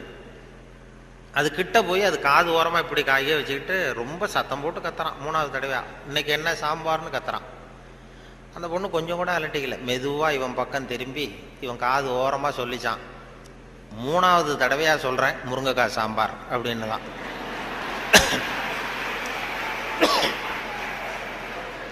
இவனுக்கு காது கேட்கல, இவன் அதை போய் குத்துறான். அதான் தன் குற்றம் நீங்கி பிறர் குற்றம் காண்கிற்பின் என் குற்றமாகும் இறைக்குன்னு சொல்லுவாங்க. அதில் திருவள்ளுவர் இதில் என்னென்னா ரொம்ப கிட்டத்தில் நமக்கு புத்தி சொல்கிறவர் அவர் தான். மற்றவங்களாம் எட்டத்துலேருந்து சொல்லுவாங்க. நீங்கள் நல்லது செஞ்சால் எதுக்கும் கவலைப்படாதீங்க அப்படின்னு எத்தனையோ பேர் உபதேசம் பண்ணுவாங்க. நமக்கு நீ நல்ல காரியம் செய்கிறது நல்ல காரியமா, எதுக்கும் கவலைப்படாது, நீ பாட்டு செஞ்சுட்டு போடா அப்படிம்பாங்க. திருவள்ளுவரை சொல்ல கிட்ட நீ நல்லது செஞ்சாலும் தப்பு வந்துடும் ஜாக்கிரதையாரு அப்படின்னு சொல்லிட்டு போகிறார். அது நம்ம மேலே ரொம்ப அக்கறை உள்ளவங்க தான் அதை சொல்லுவாங்க. பலனை பற்றி கவலைப்படாத, நீ பாட்டு எதை வேணாலும் செஞ்சுட்டு போ, கடமையை செஞ்சுட்டு போடான்னு உபதேசம் பண்ணுறது இருக்காங்க நிறையா. நன்று ஆற்றல் உள்ளும் தவறுண்டு, அவரவர் பண்பறிந்து ஆற்றா கடை, நீ நல்லது செஞ்சால் கூட தப்பு வந்துடும் ஜாக்கிரதையாரு அப்படின்னாரு. அது நம்ம பேரில் அக்கறை, அவ்வளவு அக்கறை உள்ளவங்க தான் அதை சொல்ல முடியும். இப்போ ஒருத்தன் ஒரு தெருவில் ஒருத்தன் குடிகாரன் நடு ராத்திரி 12 மணி ஆடிக்கிட்டே நிற்கிறான். ஒரு பெரியவர் வந்தார். இந்த நேரம் அப்படி அநியாயமாக அப்படி ஆடிட்டு நிற்கிறீங்க, உங்கள் வீடு எங்கடா இருக்குன்னா அண்ணாந்து பார்த்தான். பக்கத்தில் பார்த்தார், ஒரு மாடிப்படி மாதிரி படிப்படியாக இருக்குது, அங்கே ஒரு ரூம் இருக்குது, கதவு இருந்தது, அங்கே தான் இருக்கேன்னா பிடிச்சி எடுத்துகிட்டு போனார். வாடா உன்னை கொண்டு வீட்டில் விட்றேன்னா வரமாட்டேங்கிறான். நீ வாடான்னு வலுக்கட்டாயமாக அந்த பெரியவர் அந்த குடிகாரனை பிடிச்சி தரன்னு இழுத்துட்டு போய் மாடிப்படியில் இந்த கதவை திறந்து உள்ற போய் படுறா அப்படின்னா போக மாட்டேங்கிறான். ஒரு வலுக்கட்டாயமாக கழுத்தை பிடிச்சி உள்ற தள்ளி கதவை சாத்திவிட்டு இறங்கி வந்துட்டார். அப்பாடா ஒரு நல்ல காரியம் பண்ணோம். வந்தால் இன்னொருத்தன் அதே மாதிரி ஆடிட்டு வரான் கீழே. நீ என்னடா பண்ணேன்னா இவனும் அதே மாதிரி ஆடுறான். சரி வாடா உனக்கும் இங்கே தான் நான் அண்ணந்து பார்த்தான். சரி வா அங்கே தான் தங்கியிருக்கேன்னு பிடிச்சி தரன்னு இழுத்துட்டு போய் கதவு திறந்து போடான்னு அவனும் போக மாட்டேங்கிறான். அவனையும் வலுக்கட்டாயமாக தள்ளிவிட்டு மூடிவிட்டு கீழே இறங்கி வந்தார். வந்தால் 3வது ஆள் ரொம்ப பயங்கரமாக ஆடிட்டு வரான். எத்தனை பேருடா இன்னைக்கு இப்படி புறப்பட்டுருக்கீங்க, எல்லாம் அங்கே தான் இருக்கீங்களா அப்படின்னு சொல்லி வாடா மேலேன்னு கூப்பிட்டார். நான் வரமாட்டேன்னு கத்தினான். அதெல்லாம் முடியாது, ஒன்று அங்கே விட்டுட்டு தான் போவேன்னு அவர் என்ன பெரியவர் இழுக்கிறார். இழுத்ததும் உடனே போலீஸ்ன்னு கத்திருக்கான். போலீஸ்காரர் வந்துட்டார்.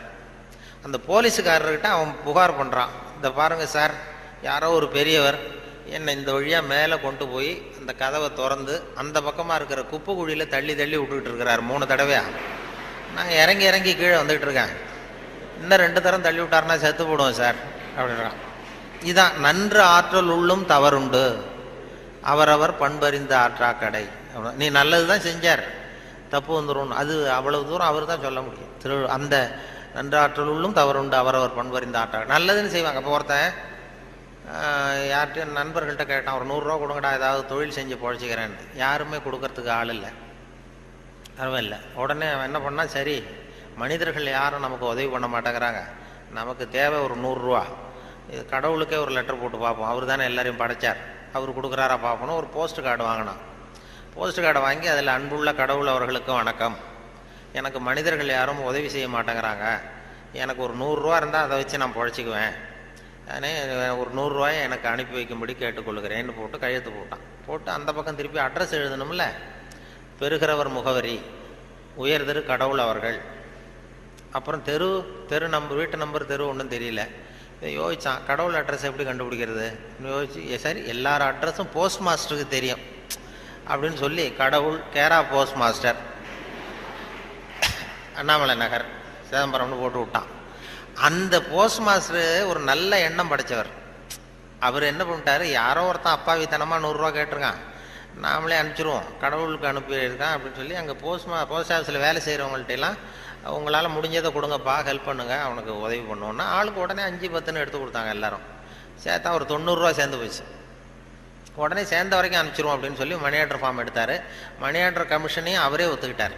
அவரே எடுத்துக்கிட்டு அந்த சேர்ந்த பணம் 90 ரூபாய் வச்சு அந்த அவனுக்கு அனுப்பிச்சிட்டார். அவன் வாங்கிட்டான். வாங்கி 90 ரூபா வாங்கிட்டு மறுபடியும் ஒரு போஸ்ட் கார்டு வாங்கினான். வாங்கி மறுபடியும் கடவுளுக்கே ஒரு லெட்டர் எழுதினான். அன்புள்ள கடவுள் அவர்களுக்கு வணக்கம், நீங்கள் அனுப்பிய பணம் வந்து சேர்ந்தது, ரொம்ப நன்றி. இருந்தாலும் உங்களுக்கு ஒரு யோசனை சொல்ல விரும்புகிறேன், ஆலோசனை, அறிவுரை. இனிமேல் நீங்கள் எனக்கு பணம் அனுப்பும் பொழுது போஸ்ட் மாஸ்டர் மூலமாக அனுப்ப வேண்டாம், அவர் ஒரு 10 ரூபாயை எடுத்து வச்சுக்கிறார் அப்படின்னா. நல்லது செய்ய போய் கெட்ட பேர் வந்துடுது பாருங்க. இதான் நன்று ஆற்றல் உள்ளும் தவறுண்டு, நன்று ஆற்றல் உள்ளும் தவறுண்டு, அவரவர் பண்பறிந்த ஆற்றா கடை அப்படிங்கிறது அதான். அப்படி அதை பண்ணியிருக்கிறாங்க. அதை ரொம்ப அருமையாக இவர் சுத்தானந்த பாரதியார் மொழிபெயர்ப்பு இருக்கு, ஆங்கில மொழிபெயர்ப்பு. அதை திருக்குறள் தமிழில் எப்படி எழுதியிருக்காரோ அதே அழகில் அவர் ஆங்கிலத்தில் மொழிபெயர்த்திருக்கிறார். சுத்தானந்த பாரதியாருடைய ஆங்கில மொழிபெயர்ப்பு பார்த்தீங்கன்னா அப்படியே இருக்கும். அதாவது உடம்போடு உயிரிட என்ன, மடந்தையோடு எம்மிடை தொடர்புன்னு ஒரு திருக்குறள் இருக்கும்.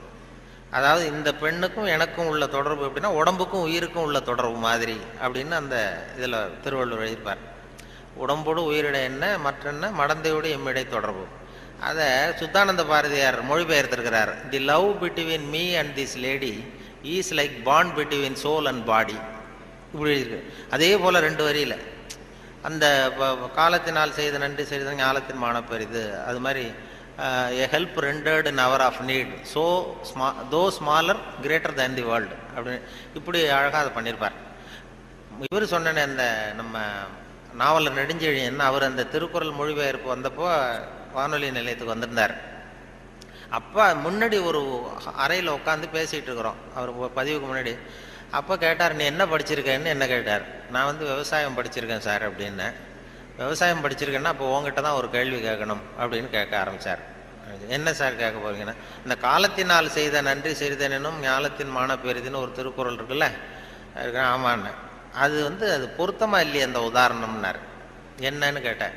காலத்தினால் செய்த நன்றினா ஒருத்தன் ஒரு அவ தேவைப்படுறப்ப செய்கிற உதவி பூமியை விட பெருசு. ஞாலத்தின் மான பெரிதுனா பூமிங்கிறது ஒரு பௌதிக பொருள், அது உருண்டை. உதவிங்கிறது ஒரு செயல். நீ ஒருத்தனுக்கு அந்த நேரம் பார்த்து செய்கிற உதவி வந்து பூமியை விட பெருசுன்னா நீ செய்கிற செயல் உருண்டையாக இருக்கா? அதுக்கும் பூமி உருண்டைக்கும் என்ன சம்பந்தம்? அது பொருத்தமாக இல்லையேன்னு அவர் சொன்னார். நெடுஞ்சு ஆமாம் சார் எனக்கும் அது பொருத்தம் அப்படி தான் தெரியுது அப்படின்னா. இல்லை நீ விவசாயம் படித்ததுனால கேட்டேன் உங்ககிட்ட அப்படின்னு சொல்லிட்டு அப்புறம் அதுக்கு அவர் விளக்கம் கொடுத்தார். அது அப்படி இல்லை தம்பி அப்படின்னு சொல்லிட்டு, காலத்தினால் செய்த நன்றிங்கிறது நேரம் பார்த்து உதவி செய்கிறது. பூமி வந்து உடனே உதவி செய்யாது. அது எப்படின்னா, இன்னைக்கு ஒரு கத்திரிக்காய் செடியை நட்டின்னா ஒரு 4 மாதம் கழிச்சு தான் கத்திரிக்காய் காய்க்கும். இன்னைக்கு ஒரு நெல்லை நடவு பண்ணினா ஒரு 3.5 மாதம் 4 மாதம் கழிச்சு தான் உனக்கு பலன் கொடுக்கும். 4 மாதம் கழித்து பலன் கொடுக்குற பூமியை விட உடனே செய்கிற உதவி பெருசு இல்லையா? அதனால தான் காலத்தினால் செய்த நன்றி செய்தது ஞாலத்தின் மான பெரிது அப்படின்னார். இதை நாவலர் நெடுஞ்செழியன் சொன்னார். அப்படி அவரெல்லாம் அவர் அரசியலுக்கு வந்திருக்க வேண்டியதில்லை, இலக்கியத்தோடு இருந்திருந்தா நல்லா இருக்கும்னு சொன்னார். அப்புறம் அடுத்த கேள்வியும் கேட்டார், அவர் விடலை. அப்புறம் நிலையில் தெரியாத அடங்கியா இருந்தோம். அப்புறம் கடலை விட பெருசி, அதாவது அப்படின்னு ஒரு இது, அதுக்கு அந்த திருக்குறளுக்கு ஒன்று சொன்னேன். நிலையில் தெரியாத அடங்கியான் தோற்றம் மலையினுமான பெரிதுன்னு ஒன்று. பயன் தூக்கார் செய்த உதவி நயன் தூக்கின் நன்றி கடலிற் பெரிது. அதாவது பயன் கருதாமல் செய்கிற உதவி கடலை விட பெருசுன்னு சொல்றாரு. கடலுங்கிறது விரிந்தது. பயன் கருதாமல் செய்கிற உதவிக்கும் கடலுக்கும் என்ன சம்பந்தம்னு கேட்டார், இந்த முதல் கேள்வி மாதிரி. அப்புறம் அவரே விளக்கம் கொடுத்தார். கடல் பயன் கருதி தான் நமக்கு உதவி செய்யும். அதாவது நம்மகிட்ட இருக்கிற தண்ணி ஆவியாக போய் மறுபடியும் மேகமாகி மறுபடியும் மழையாக பொழிஞ்சு அந்த தண்ணி மறுபடியும் நம்மகிட்டே வந்துடும் அப்படிங்கிற பயன் கருதி கடல் உதவி செய்யுது. அதை விட பயன் கருதாமல் செய்கிற உதவி பெருசு இல்லையா? அதனால தான் கடலை விட பெருசுன்னு சொன்னார் அப்படின்னு சொல்லி அவர் விளக்கம் அதை கொடுத்தார். இப்போ நிலையில் தெரியாத அடங்கியான் தோற்றம் மலையினுமான பெரிது. அதாவது மனசு அடங்கவனவன் மலையை விட பெருசு அப்படின்னா மலை அசையாமல் இருக்கிறது ஒன்றும் அதிசயம் இல்லை, மனம் அசையாமல் இருக்கிறது தான் அதிசயம். அதனால் மலையை விட பெருசுன்னு சொல்லி அவர் விளக்கம் கொடுத்துட்டு போனார். மனசை அசையாமல் வச்சுருக்கிறது ரொம்ப கஷ்டம். அது சொல்லிடலாம், மனசை நான் கட்டுப்படுத்துகிறேன்னு. ஒருத்தன் நான் என்ன பெரிய பெரிய துறவிகள்லாம் நான் மனசை கட்டுப்படுத்துகிறேன்னு ஒருத்தன் சவால் விட்டுட்டு போனானா, போய் என்ன பண்ணுறதுன்னா ஒரு நடு காட்டில் போய் உட்காந்துக்கிட்டான். மனசை கட்டுப்படுத்துறது என்ன பெரிய காரியம் நான் பண்ணுறேன் அப்படின்ட்டு அப்படியே உட்காந்தான். உட்காந்து பார்த்தா எதிரில் ஒத்தையடி பாதை, அதில் ஒரு நடனம் ஆடுற பொண்ணு போயிட்டுருக்கு. டான்ஸு ஸ்கூல் ஒன்று, டான்ஸு கற்றுக்கிறதுக்கு போயிட்டுருக்கு. இது என்ன இவ்வளோ தூரம் உட்காந்துருக்குறோம், இப்போவும் நமக்கு தொந்தரவாக இருக்குதே, கண் இடைஞ்சலாக இருக்கேன்னு சொல்லி பார்த்தான். 8 மணிக்கு கிளாஸு தினம் போயிட்டுருக்கு. இப்போ பார்த்தான், ஒரு துணியை எடுத்து கண்ணை கட்டிட்டு உட்காந்துட்டான். இனிமேல் பார்த்துக்கோ, இனிமேல் ஒன்றும் ஆகாதுன்னு. மறுநாள் உட்காந்தா 8 மணிக்கு அந்த காலில் கட்டியிருக்கிற சலங்கை சத்தம் கேட்டுதான், ஜல் ஜல்லுன்னு. இது ஏது காது தொந்தரவாக இருக்குது அப்படின்னு சொல்லி காதையும் கட்டிவிட்டான். கண்ணையும் கட்டிவிட்டான். இனிமேல் ஒன்றும் இப்போ பிரச்சனை இல்லை. மறுநாள் காலையில் 8 மணிக்கு அது தலையில் வச்சிருக்கிற பூ வாசம் அடிச்சிருக்கு. இந்த பொண்ணு மூக்கையும் கட்டிவிட்டான். கண்ணு காது மூக்கையும் கட்டிவிட்டு இனிமேல் நான் மனசை கட்டுப்படுத்துறேன்னு உட்காந்தானா. மறுநாள் காலையில் 8 மணி ஆச்சு. அப்போ இவன் மனசு நினச்சிதான், இந்நேரம் அவள் போயிட்டு இருப்பா அப்படின்னு. இதை விட அசையாமல் இருந்ததுன்னா அது மலையை விட பெருசு மனசு. நிலையில் தெரியாத அடங்கியான் தோற்றம் மலையினும் மான பெரிதுன்னா அதுதான். மலை அசையாமல் இருக்கிறது ஒன்றும் பெரிய ஆச்சரியம் இல்லை, மனசு அசையாமல் இருந்ததுன்னா அது பெரிய அதிசயம் அப்படின்னு சொல்லி அதுக்கு விளக்கம் அவர்கள் கொடுத்துக்கிட்டு இருந்தாங்க. அப்படி அதை பற்றி நிறைய பண்ணுறாங்க. அதனால் நமக்கு உங்களுடைய எவ்வளவு நேரம் ஆச்சுன்னு தெரியல, எப்போ முடிக்கிறதுன்னு தெரியல. அது ஒரு கடிகாரம் வச்சா பரவாயில்ல. கடிகாரம் சொல்லுவாங்க பேச்சாளர்கள், சில பேச்சாளர்கள் ஆரம்பிச்சிருவாங்க, முடிக்க முடியாது, எப்போ முடிக்கிறதுன்னு தெரியாது. நெடுஞ்செழியனை பற்றி பேரறிஞர் அண்ணா சொல்கிறது உண்டு. நெடுஞ்செழியன் கூட்டம் நெடுஞ்செழியன் பேச முடிக்கும் பொழுது அண்ணா சொல்லுவார், அவர் ஒரு பேசி முடிக்க போனார்னா அந்த பிளேன் அப்படி இறங்குறதுக்கு முன்னாடி 2 ரவுண்ட் அடிக்குது இல்லை மேலே, அது மாதிரி ஒரு 2 ரவுண்ட் அடிச்சுட்டு அப்புறம் தான் கீழே இறங்குவார் அப்படின்னு சொல்லி வேடிக்கை சொல்லுவார். அது மாதிரி பேச்சாளர்களுக்கு இப்போ ஒரு பேச்சாளர் பேசிக்கிட்டே இருந்தாராம், எவ்வளோ நேரம் ஆச்சுன்னு தெரியல. அப்புறம் சொல்லியிருக்காரு, ஐயோ உங்களை ரொம்ப நேரம் போர் அடிச்சிட்டேன் போல் இருக்கு, எனக்கு நேரம் போனதே தெரியல, கடிகாரத்தை பார்க்க மறந்துட்டேன் சார், மன்னிச்சுங்கன்னு இருக்கார்.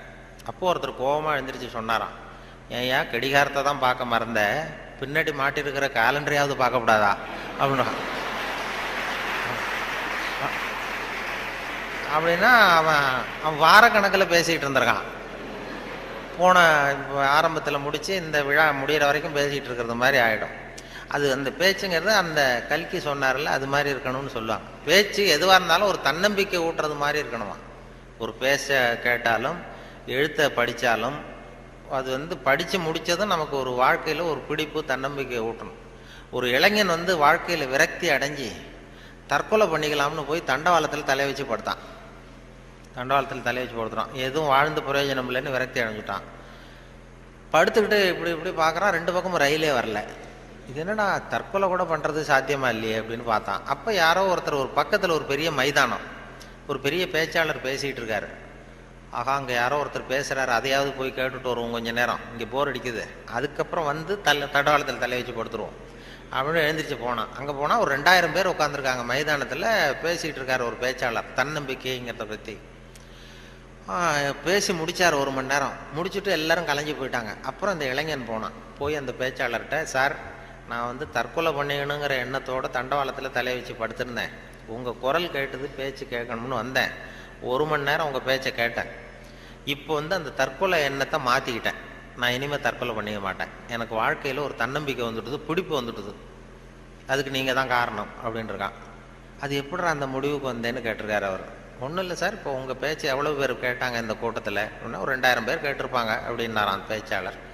அப்போ அந்த இளைஞன் சொன்னானா, ஏன் சார் ஒரு 2000 பேரை ஒரே நேரத்தில் சாகடிக்கிற நீ உயிரோடு இருக்கிறப்போ நான் எதுக்கு சார் சாகணும்? நான் எதுவும் எந்த தப்பும் பண்ணலையே சார். ஒன்றும் எதுவும் பண்ணல சார், நான் ஒன்றும் இப்போ பழச்சிக்குவேன் சார்ட்டு போட்டாரான். அப்படி வந்துடும் கதை.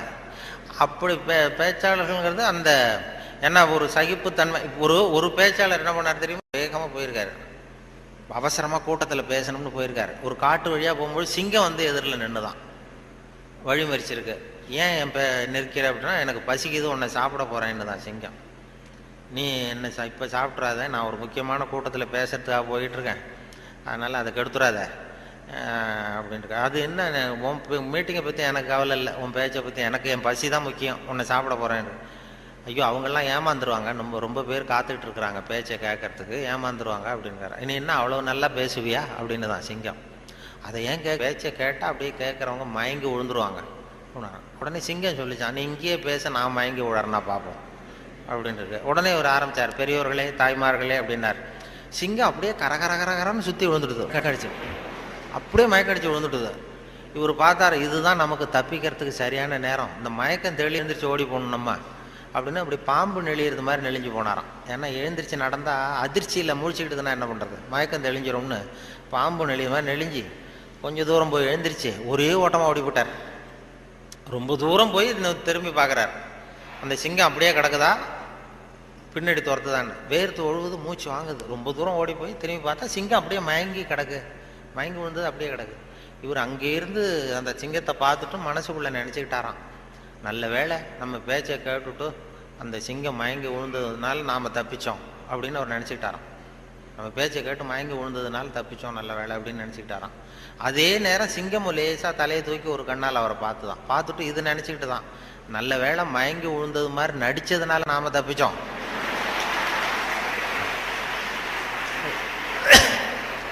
இல்லைன்னா அவன் பேசியே கொண்டிருப்பான் நம்மளை அப்படின்னு அது நினச்சிதான். இப்போ எதுக்கு இதை சொல்கிறேன்னா, இப்போ உங்கள் முகத்தையெல்லாம் பார்த்தா அந்த சிங்கத்தோட முகம் மாதிரி தெரியுது எனக்கு. ஆமாம், அது என்ன, எந்த எந்த இதில் இருக்கீங்க என்ன ஏதுன்னு அது புரிஞ்சுக்கிறது ரொம்ப கஷ்டம். ஆனால் இது மாதிரி நேரத்தில் நல்ல பழக்க வழக்கங்களை வளர்த்தலாம். சகிப்புத்தன்மைங்கிறது ஒரு பெரிய முக்கியம். இன்டர்நேஷ்னல் இயர் ஆஃப் டாலரன்ஸ்னு கொண்டாடினாங்க. சர்வதேச சகிப்புத்தன்மை ஆண்டுன்னு 1995 இன்டர்நேஷ்னல் இயர் ஆஃப் டாலரன்ஸ், சர்வதேச சகிப்புத்தன்மை ஆண்டு. எதுக்கு சொல்கிறேன்னா, இது மாதிரி சந்தர்ப்பத்தில் நீங்கள் உங்களுக்கு பிடிக்கல ஒரு சகிப்புத்தன்மைன்னு ஒன்று எவ்வளோ நேரம் தாக்கு பிடிக்க முடியும் அப்படிங்கிறதெல்லாம் பண்ணிக்கலாம். அதனால் அது மாதிரி உங்களுடைய உங்களுடைய சகிப்புத்தன்மை நல்லாவே இருக்குதுன்னு நினைக்கிறேன். ஏன்னா இது வரைக்கும் யாரும் கலைஞ்சி போகல, அதனால் எல்லாத்தையும் தாக்கு பிடிச்சி உட்காந்துருக்குறீங்க. அதனால் உங்களை எல்லாம் இது மாதிரி ஒரு நல்ல சந்தர்ப்பத்தில் சந்தித்ததில் எனக்கு ரொம்ப மகிழ்ச்சி. ஏன்னா ஒரு பெரிய